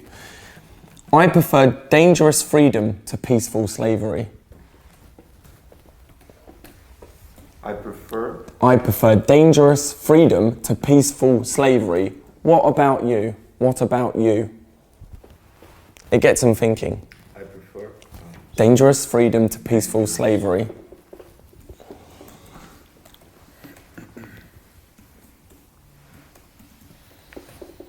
Peaceful Slavery. slavery. Have you ever heard of the Mr. Men? The Mr. Men. You're probably all too young. Open Google up for a moment and just put Mr. Men. You remember Mr. Men, Eric? The Mr. Men. Mr. Happy. Mr. Yeah, all that. Mm-hmm. Maybe it's an English thing. It is an English thing. Is it? Are they English? I That don't know. means over to Canada. Yeah. Oh yeah. Okay. Mr. They're called Mr. Men. So what you can do is you pull it up on your phone if they don't know what it is. Oh, you don't know Mr. Men? I'm shocked. You're far too young for me. No, I'm not. Nah, you are. But I'll show you anyway. Just this once. And then we're done. So you'll push, push, push, push. But there's a pull in because you want them to fight for you. So it's push, push, pull, and it's a pull as in now she's with you looking at the phone while you're showing images of Mr. Men, which we're going to get to in a minute, and while the phone's in your hand, you're like, are you Instagram friendly? Are you WhatsApp friendly? I bet you've got MySpace still. There you go, so you've got the Mr. Men, can I have a look? So look at all them Mr. Men that you can have. Mr. You know it now, right? Mr. Forgetful, Mr. Daydream, but they've got the women as well. So you're like, which one do you think I am? And then she picks which one you are. You know where you are. You know what she's thinking about your characteristics or your character when she picks out a certain Mr. Man that you are. So she'll be like, oh, you're Mr. Strong, maybe for loco, right? Oh, you're Mr. Strong. Mr. Clever, if you're witty, I guess. Mr. Nobody means like, go away. Mr. Rude, social violation. Mr. Cheerful, I might get that now and then, I guess. Mr. Fussy, Mr. Bounce, you got loads. Mr. Sneeze, Mr. Happy, Mr. Silly, I might get silly as well. Mr. Perfect, Mr. Impossible is my favourite. So I go, I think I'm Mr. Impossible. And she's like, why? You'll see. But I don't know you enough yet. I need trust, comfort, and connection, but see? And there's 3 criteria that I go by for it. So I can always stack back to my routines that I know work, like chick crack, cocaine to women, chick crack. So, the push and pull here is, have you ever seen Mr. Man? No, I've never. You've never read the books, Mr. Men? That's how I do it. No. Will not work. You're too far young for me. And they go, no. Okay, I will only show you one picture. No, you just bring up Google images of the Mr. Men and then say, which one am I? And then we'll do you next. She will do you next. And we will do you next. You're the girl. We will do you next. We're going to do me first and then you next. Okay. And then you bring up the Mr. Women. Can you bring up the Mr. Miss? They're called Miss Men, I think.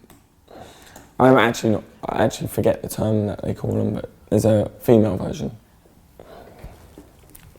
So how you throw it first? Just like this, do you know Mr. Men? Or no? Have you read the Mr. Men books? Have you read? Okay. Have you heard of Mr. Men? Little Miss, that's what it's called, Little Miss. Little Miss, there you go. So there's Miss Bossy, Miss Naughty, Miss Giggles, Miss Fun, Little Miss Curious, Little Miss Scary. You're Little Miss Scary. You scare me, but I'm intrigued. You have my attention at the moment, but soon I want to have interest in you. And I've got the star system code that I go by. And then you reward them, you give them a star. See? I got different size stars as well. I always carry my stars.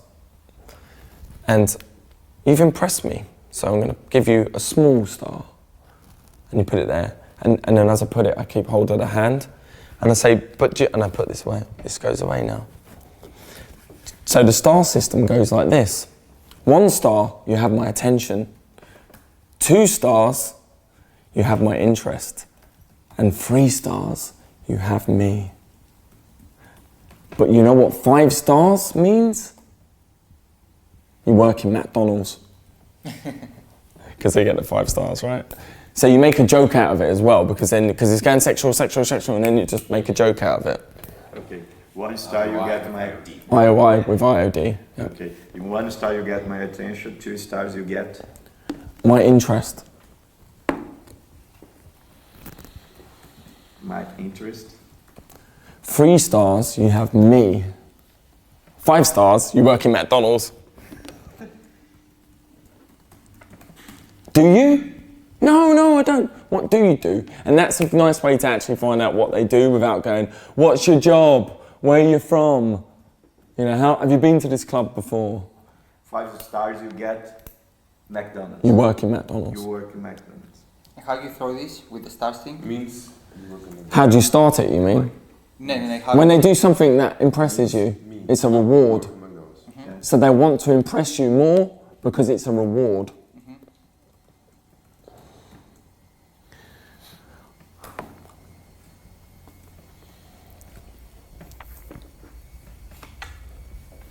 I bet I'm a better kisser than you, but we'll never find out because you have to impress me first. I bet I'm a better kisser than you, but we'll never find out because you have to impress me first. Can you dance? Can you cook? What can you do?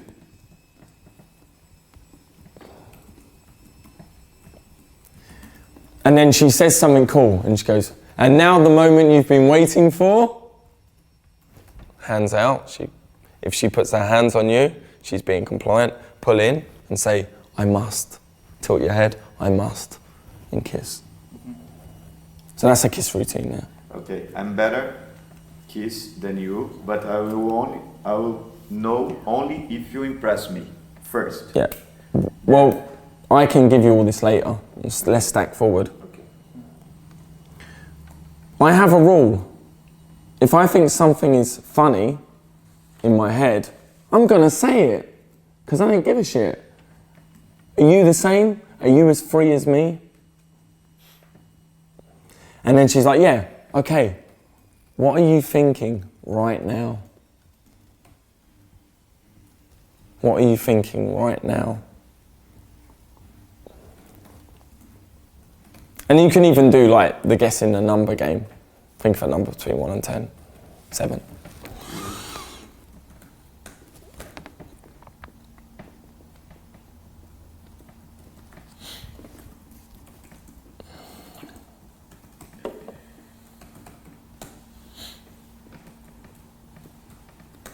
Silly things as well. I say silly things.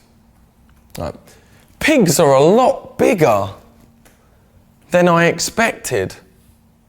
I saw one once, and I swear I could have rode it. I swear I could ride it. Silly things like that. My friend bought a teacup pig. They're meant to be the size of a teacup. But guess what? A year later, it was the size of a very large Doberman dog. Them things are scary. Imagine trying to put that in your handbag. Sorry, can we go back to the, if I think something's funny, I will say it. Yeah. Yeah? I'm gonna send you all this. Ah, so I don't have to write? I would write as well. Oh, thank You you. make your own notes. Yeah, thank you. Still write, but Yeah, I understand. I don't make any mistakes. You know why? Because I don't make any. I've got 2 rules. Rule 1 is Baxter is always right. Rule 2 is if Baxter is wrong, see rule 1. Which is, can you remember? Baxter is already. Baxter is a good girl. Here's a star. Now you have my attention. It's a bit of dom training really there. But yeah, I knew you'd write it down when you heard that.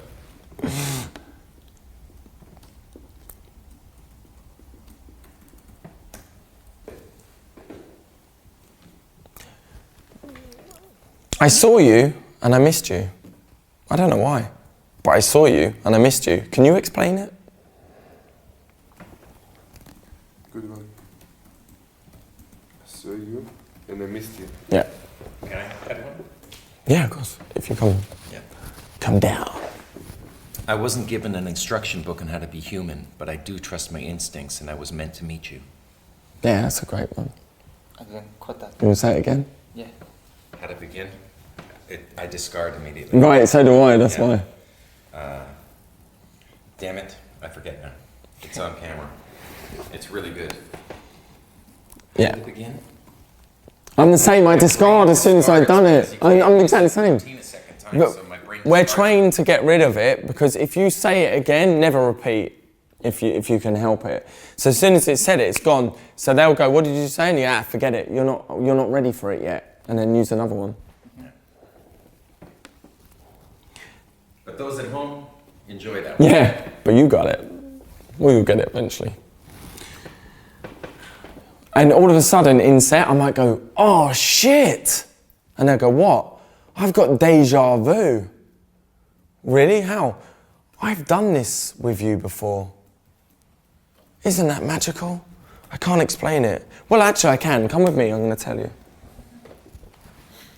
And you say something irrelevant. Irrelevant, it doesn't matter. You just isolate into comfort zone. Okay.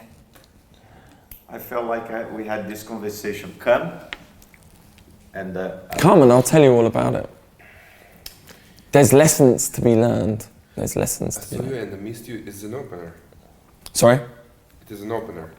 An opener can be used at any point Yeah, in an but, interaction. you use it. Well, I'd like to talk to her for a bit, then say it's deja I vu. missed you. Yeah. Not to give you a big head, but I miss you. Yeah. You went to the washroom, you came back, and there was this empty hole, and I didn't talk to other people, I just waited for you to return. come and I'll tell you the end of this story. Come on, I'll tell you all about it.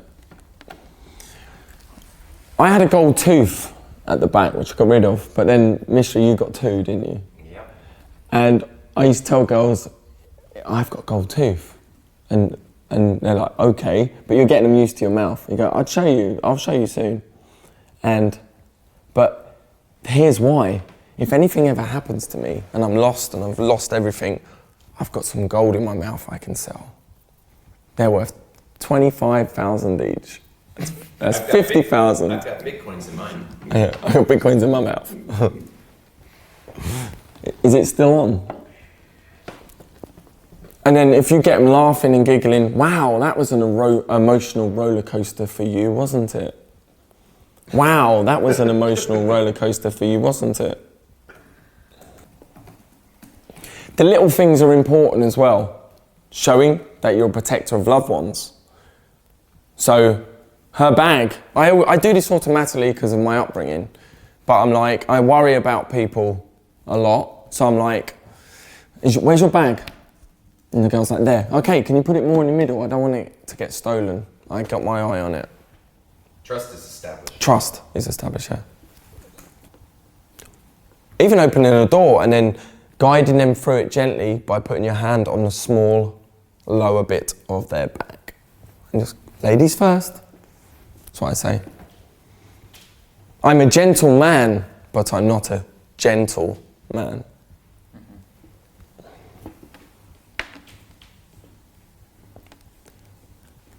I'm always shocked when the girls understand that one as well, but they do.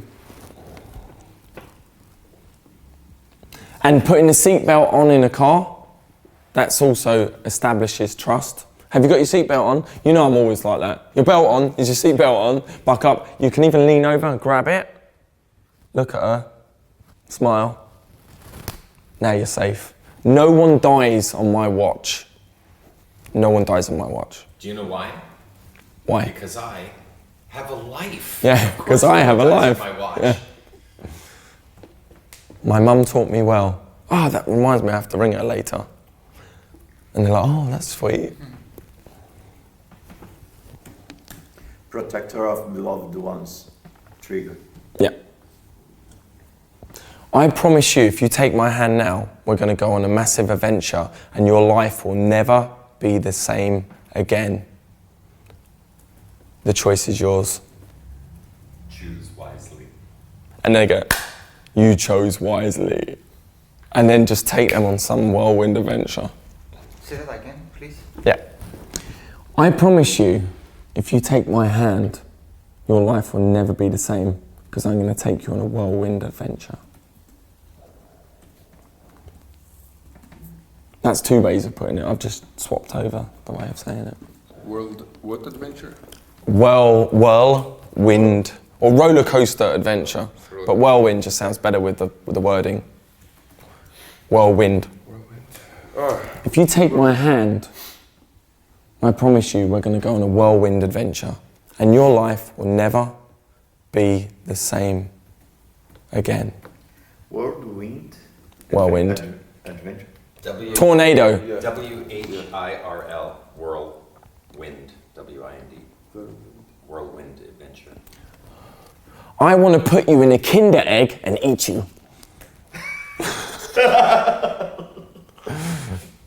When you open the yogurt, do you lick the lid of life? I do. I want all the good stuff in life. Do you? And also the gestures are important, yeah. You use your hands. Yep, affirmations and also anchors. An anchor is getting her used to all good things towards you. Because if you're going, I'm an asshole, I met this asshole, I met this loser. You know, they feel that. I even feel it doing it to myself. I'm like, oh, suggestion cancelled. Suggestion cancelled. That's a good word, by the way. If a girl says something silly, you go, suggestion cancelled. Anyway. Do you have gum? Getting them to put deposits straight away, giving you something. Do you have gum? And they might think, oh, their breath smells. Do you have gum? Okay. Can I have one? Yeah, you should have one as well.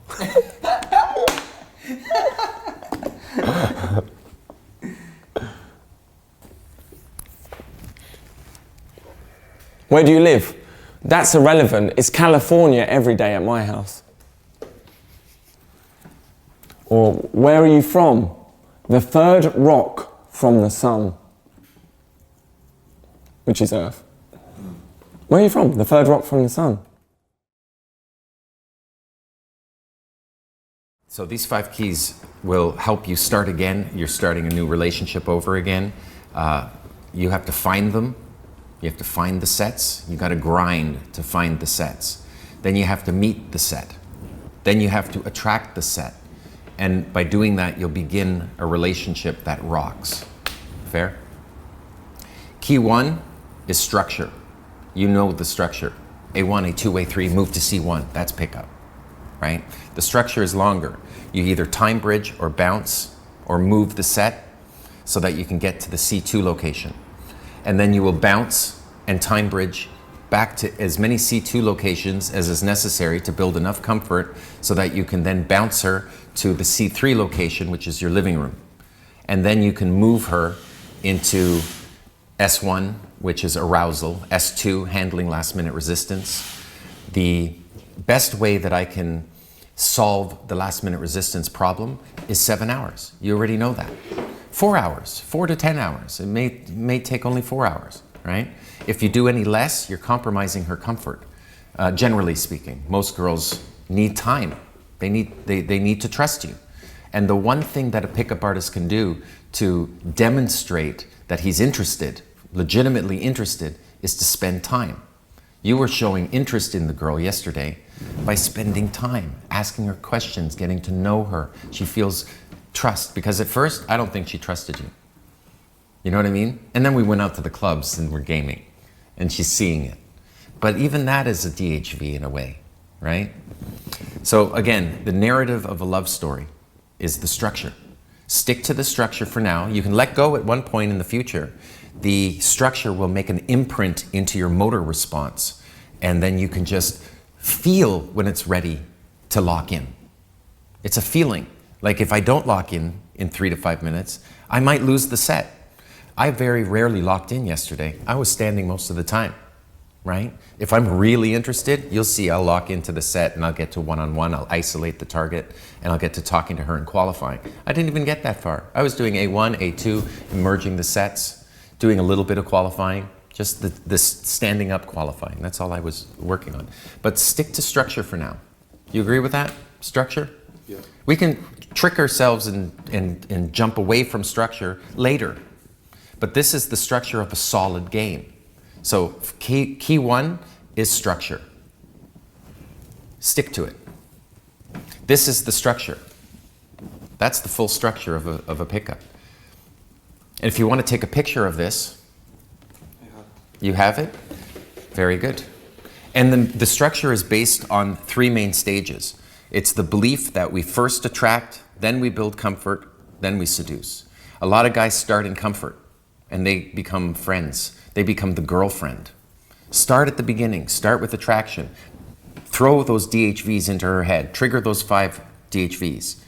Then qualify her. That's a mirror opposite of A2. They're mirror opposites. In A2, I DHV, she IOIs. In A3, she DHVs, I IOI. So it has to happen together. We need both of those to take place. Then you have attraction done. Then you can get back to the comfort you want it to be in. A lot of people, they try to banter their way and wear a girl down over time, trying to wear her down by just getting along with her, by bantering, just chatting. It's not enough. Get back to the game plan. The game plan is attraction, A2, and then qualify, A3. You need that. Fair? Good. Next, 2 is material, and that's what we focused on today. Gambits to meet the objective of each phase in the solid game structure. And you can do searches on the internet. Our books, I've written 3 books. One is The Mystery Method, How to Get Beautiful Women into Bed, talks about structure. Revelation is the second book, which is the material that fills in the structure. And then the third book is The Pickup Artist, which is more of a popular book after I made the TV show. And that sold very well. There are the routines inside. And there are routines in these books. There are one-liners and sound bites to use, jokes, one-liner jokes that get the girl laughing. That's the answer. What you were doing when you were lying in field, like leaning back in field, you were getting them laughing. They were cackling and giggling. I know it's a good pickup when I hear laughter. A lot of guys, they come in too cool for school. They come in serious and thinking that they have to be a man.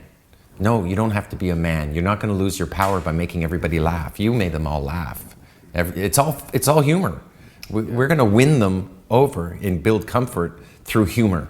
I think that's the best way of doing it. So trust your charm. Trust your smile. Trust that you can have the guts to try to make them laugh, and they're going to giggle away. If they're giggling, you know you're working it right. That's what I've noticed by not just teaching it and doing this myself, but I've hung out with pickup artists around the world. And the one common theme in all their pickups is laughter. Fair? So this material, as you can hear, you guys were cackling away as Baxter was telling you all this different material. That's when you know it's working. You should get laughter as a result. So the second is material. The thought I wanted to add here is keywords. All the books have been spider indexed by Google. They're all there in your book of everything. You have that in your back pocket. The keywords are really important though. You can't say, how do I pick up girls? You don't get the right answers. But if you say index of indicators of interest, you'll get a list of 1,000 different indicators of interest. Another thing you can do a search for, if you can write this down, is PUA glossary of terms. PUA is pickup artist. PUA glossary of terms. Glossary. Glossary. Glossary of terms. And the first thing you talk about, IOIs? IOIs, IODs, DHVs, and DLVs. Those are the 4 ways of communicating between a man and a woman. Have to search these also. And search for a neg is an IOD. They're the same thing, indicator of disinterest. So if you type in PUA indicators of disinterest, you will get web pages on just IOIs and IODs and DHVs and DLVs. That's what you're looking for. So if you ask the right questions, you have the right keywords, you'll get all the answers. They're there to fill in the structure with more material, with more one-liners. There's lots of material out there and you can get good at them over time. But at least you know how to get to the information now using the book of everything in your back pocket. When you need another DHV story, just type in PUA demonstrations of higher value. You type that in, you're going to get really good results. Make sense? Material. This here is the objective of each of the phases. We're going to open, then we're going to do female to male interest, then we're going to do male to female interest, then we're going to have conversation. And to me, C1 is about trust. It's all about building trust. Enough trust so that she'll bounce to the next venue, so that she'll follow you along and start on her journey to becoming a travel partner with you. When you travel from one location to the next, when you do multiple moves, you travel upstairs, you backwards merge, you forward merge, and she comes with you, she starts building that trust that everything's gonna be okay, even though she doesn't know what's happening next. She can trust that, okay, he's introduced me to all these people, he's not after me and making me feel uncomfortable, right? Comfort is the lack of discomfort. This is what I mean by it. On an airplane is the lack of discomfort. I need to understand this. Okay, I'll explain this more. On an airplane, the airliners, they're not interested in making you comfortable on the plane. They're more interested in removing discomfort. So you're sitting on a plane, do you feel uncomfortable? It's all stuffy and you feel cramped? That's okay. You can turn that little dial, now you have some wind on your face. It removes discomfort. So that's what they're more concerned with. It's what they said. This is what I've learned from airliners. They're concerned with removing discomfort. So pickup is uncomfortable. Even a bad pickup's better than no pickup to, some girls. But if you can remove the discomfort, like if I hug her, she might feel uncomfortable. But when I say, all right, slow it down, Speed Racer, get off me, the comfort is restored. So the power of Kino is in restoring comfort from the discomfort. It's not about making her comfortable, it's about removing discomfort. Make sense? Yeah. Kino, using this concept, when you make a Kino, yeah, you're removing discomfort. No, when you're making Kino, you're creating discomfort. You're creating discomfort. But you're getting her physiologically accustomed to your touch. You're getting her used to your touch. Yeah. But the power of Kino is in the roll-off, is in getting off of her and saying, hey, let me introduce you to some good friends of mine. Roll-off. Stepping forward in front of her rather than behind her to push her along. You're not pushing her to do things. You're in front of her saying, here, come tag along. Come on, right? So you're making her follow you rather than pushing her to do things, right? Okay, next up, C2 is connection.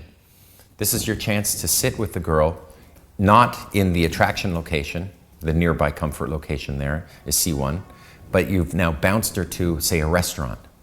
Now you can sit down and eat with her and get to know her, and you still have to entertain her. That's why you have all these openers that could be used later on in the game. Murder, Marry, Shag, you can do on a day 2. Something to do. And we have loads of material, and you can do the search for it by typing in PUA comfort routines.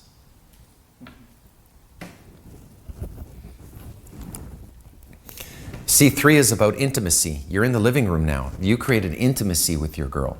Before sexual, before it was all sexy. You liked each other, but you rolled off and you made laughter again and you restored her comfort. And because she wasn't gonna go for you at the beginning, right? She was just the friend of a friend and you just happened to be here. But you were able to win her over and create a connection with her. Isolation, connection, and then intimacy, right? So that's how it is. C1 is trust. The conversation builds trust. C2 is connection. C3 is intimacy. And then you're off into foreplay, arousal. Then you're moving off into last minute resistance, handling it. 7 hours is going to remove most of last minute resistance. You had to deal with some last minute resistance, right? And I'm presuming you did that by doing freeze outs, right? No, I thought about it, but I did it with, I told that it's okay for me. Today, I want you with every cell of my body. I tell her, but I didn't give a shit if we fuck tonight. That's right. And I've made a small freeze out. You slow it down, she speeds it up. Oh, and another thing I said, I don't want to hurry. Let's slow it down. Yeah. This was my, I did it. I told it, not her. What I do is I say that, but I don't say it when we're in seduction. I say that when we're still in comfort, so that she'll speed it up, right? If I say it in comfort, it's like saying, it's like grabbing her boob and she goes away like this, and you're like, grab her boob again, she goes like this, and then you say, but baby, I love you. She won't believe you at that time. That's why I like using that earlier on. So she gets a real sense that I am in no hurry, and then she'll speed it up at the end. Right, next thing is, after the LMR is sex. And I think that the important part of sex is you want to have sex with her 3 times to prove that it's a sexual relationship, not just once and never see her again. Like if you had sex at nighttime, or in morning, right? And then you went to sleep if she stayed over, and then you wake up, have sex a second time, and then she goes home and changes and comes back and hangs out with you another night, and you have sex a 3rd time, now you know you're honeymooning, that you really like each other, right? You're not concerned with that. He just wants one sex and then a new girl.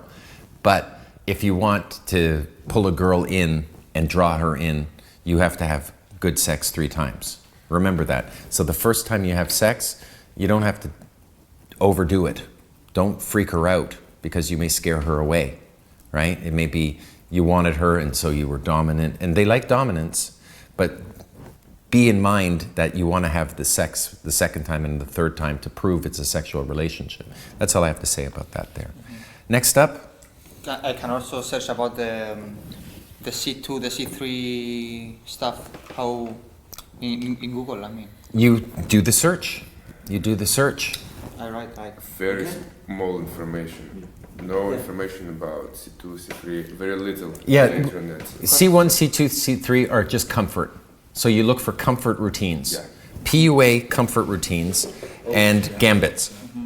Comfort gambits. My problem, I think, until now is that I... Comfort games. So the search is PUA comfort routines or PUA comfort gambits. GAMBIT. And those will result in some good search results. Right? Next up is key 3, delivery. Are you animated? You seem to be animated in set, so it's not a problem. There's projection. Filling a room with your voice, finding the resonance of the room, and you have to find the resonance of each room. I had to find that. Now I can fill the room. It changes with the room shape. But you find the resonance, there it is again, and now you talk in that resonance because you're in a loud environment. You want them to hear you. So talk with projection, and don't forget the smile. Smile between sets and smile when you enter the set. And that goes for you too, right? That we have to remember, because otherwise you could have had a bad set and then your face is grimacing and you go, hey guys, too late. It won't open. It'll open by 300% more chance if you have a smile. Hey. Delivery. So when you have structure down, material down, then you're focusing on delivery. And how do you do that? Key 4, sets. The volume and velocity of your sets. You're in charge of your training. So the best way of doing that is doing 12 sets in a night. How many sets did you do last night? 7, 8. 7, 8? That's good, because they went long. They went longer, right? But when you do 12 sets and you merge 2 or 3 sets together, you can get more sets done in the same amount of time. So it's not just the volume of sets, the number of sets, but the velocity, the speed at which you enter sets. You know, you open up a set here, and some guys, they open up one set and come back. Then they open up the next set, come back. Open up the next set, come back. Open up the next set, come back. And they do 5 sets and they come back. And none of them met each other. That's not how you play. You play by opening this set, merging forward to this set, backwards merging to this set, forward merging to this set, forward merging to this set, backwards merging this set to these 4 sets, these 3 sets rather. And you're playing out here before you go back to your friends or go back to the base, right? So you're out here. Play multiple groups. Get your volume and velocity under control. Do a dozen sets a night, 4 nights a week for the next 6 weeks, practicing your material, getting the delivery down, and you are on your way. These are the keys. And the 5th key is instant feedback, live infield coaching, and basically model what works. Model what works, right? So that's what you're getting again tonight. And you shouldn't just be meeting us. You should be meeting other pickup artists, watching them game, and getting some feedback from them, right? Because we always help each other when we go in field, with whoever it is, you know? This is what we do. We talk about it. We figure it out. What suggestions do you have for me to have gotten that girl yesterday? Hey, I got cock blocked. I did a grade A2. She was interested. I had no trust. I did something foolish, and I convinced the girl, his girl, Baxter's girl, to talk to her for me in pulling. I should have gone with her, but she went by herself. And the girl was creeped out by that, I was told. So that was my mistake. I didn't build trust. Oops, I screwed up. I did get 2 closes, and one of them is texting me now. So it's not a bad night, but it wasn't a great night because I didn't bounce the girl back to the pad, right? Which was shitty. So those are the 5 keys. Fair? Here are the 5 keys again. If you commit the 5 keys to memory, then you can really be in charge of your training. Cool. Next up.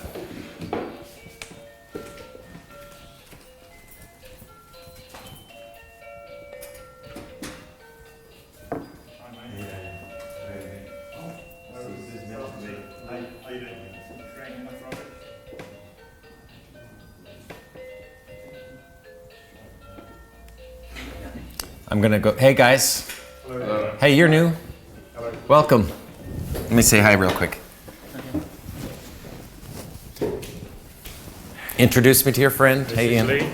Lee? Eric. Hi, Lee. pleasure. Eric Lee. Nice to meet you. Pleasure. Come, welcome. Come on in. Yeah, thank you. It's an Airbnb, so we can't smoke in here. But we can smoke out there during break. Grab yourself a seat, gentlemen. I'm just about to talk about, very briefly, the 5 DHVs. We're going to go through them one more time. Make sure that you know them. They're attraction triggering demonstrations of higher value. Now, the word value is survival and replication value. This is what attraction means to me. Attraction is not a choice. A girl, if she knows I'm pre-selected, leader of men, protector of loved ones, if she knows them, if she feels that those are true, then she will feel attraction for me, and it's a powerful attraction. Like Leonardo DiCaprio, I want the girl, when I say come over, to come over. That's what I text, come over. And then ding, ding, ding, ding, ding, 10 minutes later, she's at the door. She would do it if I was Leo DiCaprio. So if she's not doing it, it's because I didn't DHV like Leonardo DiCaprio has. Because if you watch his movies, if you think about the whole concept of fame, he's conveying the 5 DHVs. That's what he's done. And that's why he has a supermodel girlfriend. The 5 DHVs, once again, are 1, pre-selection, demonstrating that you have women in your life. You understand that that's 80% of attraction, right? 2, leader of men, demonstrating that you're a leader among men. That has to be put into those 3 DHV stories that you have to tell. Next, protector of loved ones, demonstrations that convey you take care and protect the ones you love. There's an umbrella of love, an umbrella of protection that you share with your friends. And if she were to come underneath that umbrella, she too would be protected like you all protect each other. She will hang out with the tribal leader and therefore get the protection of the entire circle. She's safe, right? Next is a willingness to emote, to demonstrate a rich range of normal emotions. She may not know who you are, but if she can trust that your emotions are normal, then she will feel a lot more safe in being able to control those emotions, right? Like for instance, if someone kicks a puppy, if you don't go, "What are you doing?" If you don't do that, if you just let it happen, she will think there's something wrong with your emotional circuitry. So you need to, within your stories, demonstrate a rich range of emotion. rather than hiding emotions from others. Don't hide your emotions. A lot of guys just hide the emotions and they don't convey a rich range of emotion in their storytelling. But by doing that, she'll feel like she knows your emotions are normal. She may not know who you are, but she can trust that your emotions are normal and therefore she can control them. That's the idea behind that. And 5 is successful risk taker. Demonstrations of successful risk taking. And I gave you the example yesterday was when I talked about, I built a fort when I was 12 years old. And we dug a big hole and covered it with a roof. And anyone who helped me build it became a club member. And by my telling that story, you don't have to be a president of the United States, but if you can convey that you are a successful risk taker, it triggers attraction as well. Then she'll feel attracted to you, and then you can qualify her. And then you should feel attracted to her for certain reasons too, right? And those are the 5 DHVs. All written in once. You may want to take a picture of that.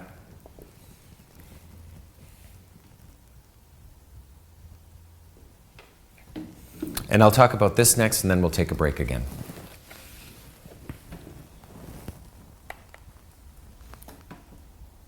I like this one.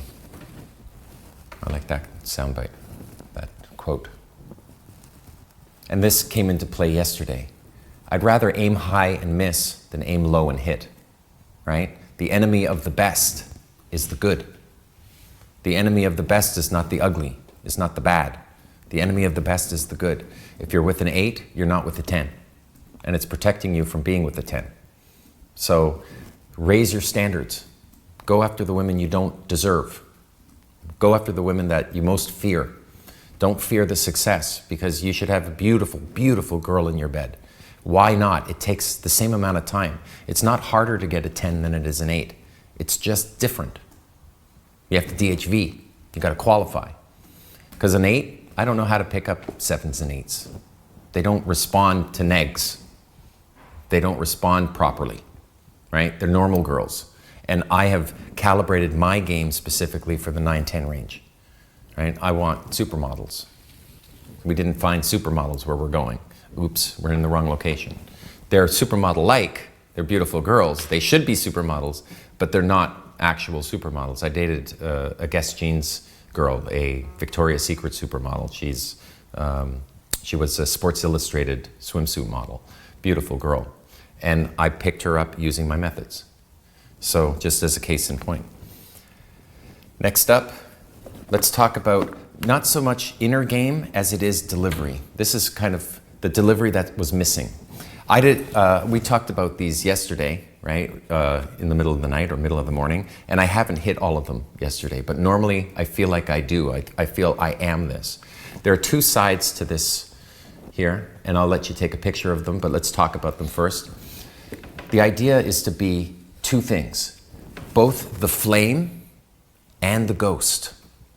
The ghost is impervious to the negs. If you get a neg, you can say, oh, I'm not in that headspace. And there I've deflected any negativity coming from the set. That's the ghost. The flame is someone who can make them laugh, who takes the chance to make the girls laugh, right? So let's go through this. The flame it's like a yin and yang, both sides to it. The yang is like being a flame who shines with such fun and positive emotion that people are drawn in by their own desire for its warmth. We want to be the flame, but we also simultaneously want to be the ghost. The yin is like being a ghost who is unaffected by anything thrown its way. Nothing can touch you or shake your emotions. So you watched me, you got a chance to see some of my sets yesterday. He had a closer chance, I think. I was shadowing you a lot closer than I was shadowing you yesterday. So you were closer to my sets. You got to see me open some sets? Not really. I came after. When the set was already ripped open? Yeah. Okay, well, I'm gonna see if this rings true for what you saw. Did I appear to be the flame? Yeah. Right? Also, was I affected by any negativity? I would say that I wasn't affected by it. Here's a list of, let's see, 1, 2, 3, 4, 5, 6, 7, 8, 9, 10, 11, 12, 13, 14 things.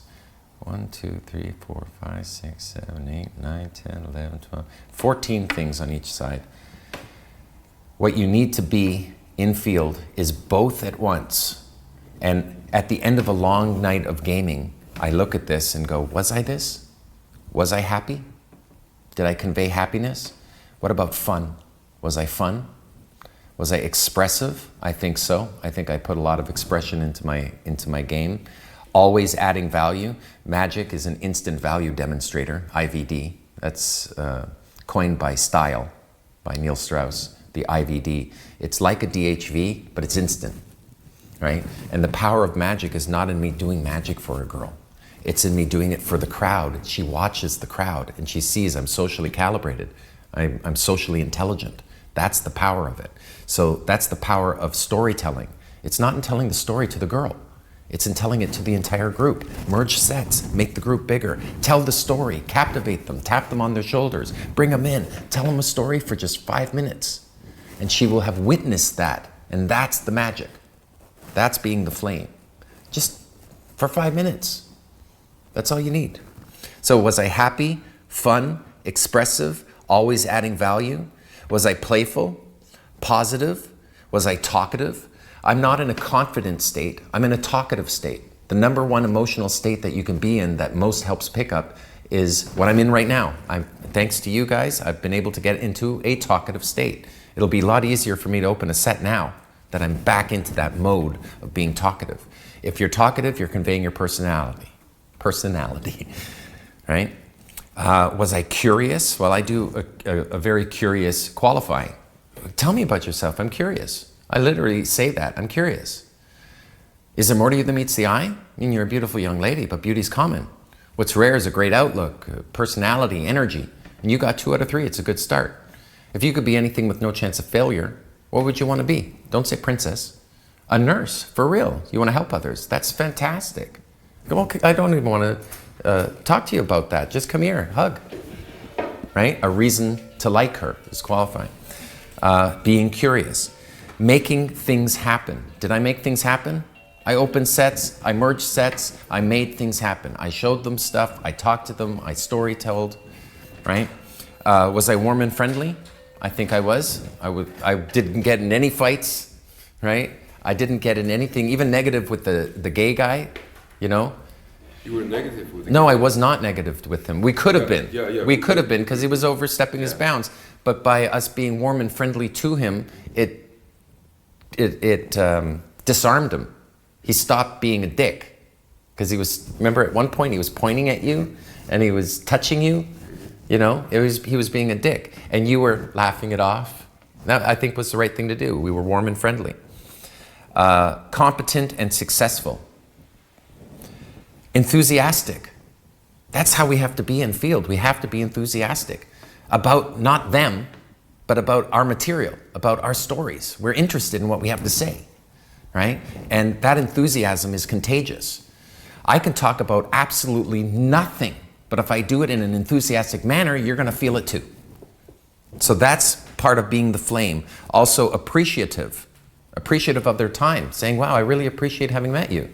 Your first impression was neutral, but now that I get to know you, you're incredible. I'm so glad that my friends dragged me out to this place. I wouldn't have met you otherwise. See my sound bites? That conveys appreciativeness. And then exciting and crazy. And I created a little excitement and a little bit of craziness. Well, the excitement was created. I got some shock and awe in there. So my goal is to be the flame. Simultaneously, I also have to be the ghost. Am I comfortable, relaxed, disinterested? I think I failed in some parts, not needy. I think I conveyed a little bit of neediness because I want to win, right? And I'm winning too quick. I want to win quickly. It was my weak point yesterday, right? I'm a little compromised in my game because I already have a girlfriend. This is just for fun for me. This is sport fishing. I'm throwing back all the girls, you know? Unaffected by any negativity that comes my way. I'm unaffected. I'm the ghost and the flame. Unreactive, cool, carefree, no agenda, not trying to impress. Impressing, but not trying to impress. Not trying at all. No big deal. That's the idea of the ghost, is everything's no big deal, everything's fine. And I'm not judgmental. I don't judge people. Non-judgmental is the next one. And solid. Check those out. I want you to be both sides at once. By the end of the night, when you look at this, you have to ask yourself, did that girl see me as happy, fun, expressive, adding value, playful, positive, talkative, curious? It's all one way of being. This is another way of looking at it. Yes, we have structure. Yes, we have material and ways of meeting the objectives, right? We have a cheat sheet, and we're very logical that way. But this is more of the delivery, of the way of being, of how your overall character should be conveyed. So take a picture of both sides of that, and hopefully tonight you'll start to become both the ghost and the flame. They're superpowers. Okay, storytelling. It's really important that you have interesting spikes within your story. So pick some stories from your life, write them out, take away the fluff talk, the paralanguage, you know, like the ifs, the buts, and the stuttering. And you can do that inside your head, by the way. So instead of going out loud when you're telling a story and you get stuck, do it in your head. Go. And then continue. Because that way you will look cool, you've added a dramatic pause effect, and you've actually gone and got that out the way in your brain, and then you can have time to think and carry on with your DHV story, demonstration of higher value. Why is this important? Because you want laughter tracks in it, you want excitement in it, and these are your spikes within the story, and it must come to a conclusion at the end. So remember, you're building a story here, so it should be like a James Bond movie. It should be they capture Bond, James Bond, right? Then the rapport stage is building stuff with the characters, learning the characters, just like an interaction. So attraction, the big car chase or him jumping out of a plane, and then it moves on to getting to know the characters, which is you both in rapport, whoever you're speaking with or the group you're speaking with, and then at the end is the dramatic like seduction scene that James Bond does, but really what that means is the person likes you and they make the move on you. So capture, bond, beyond.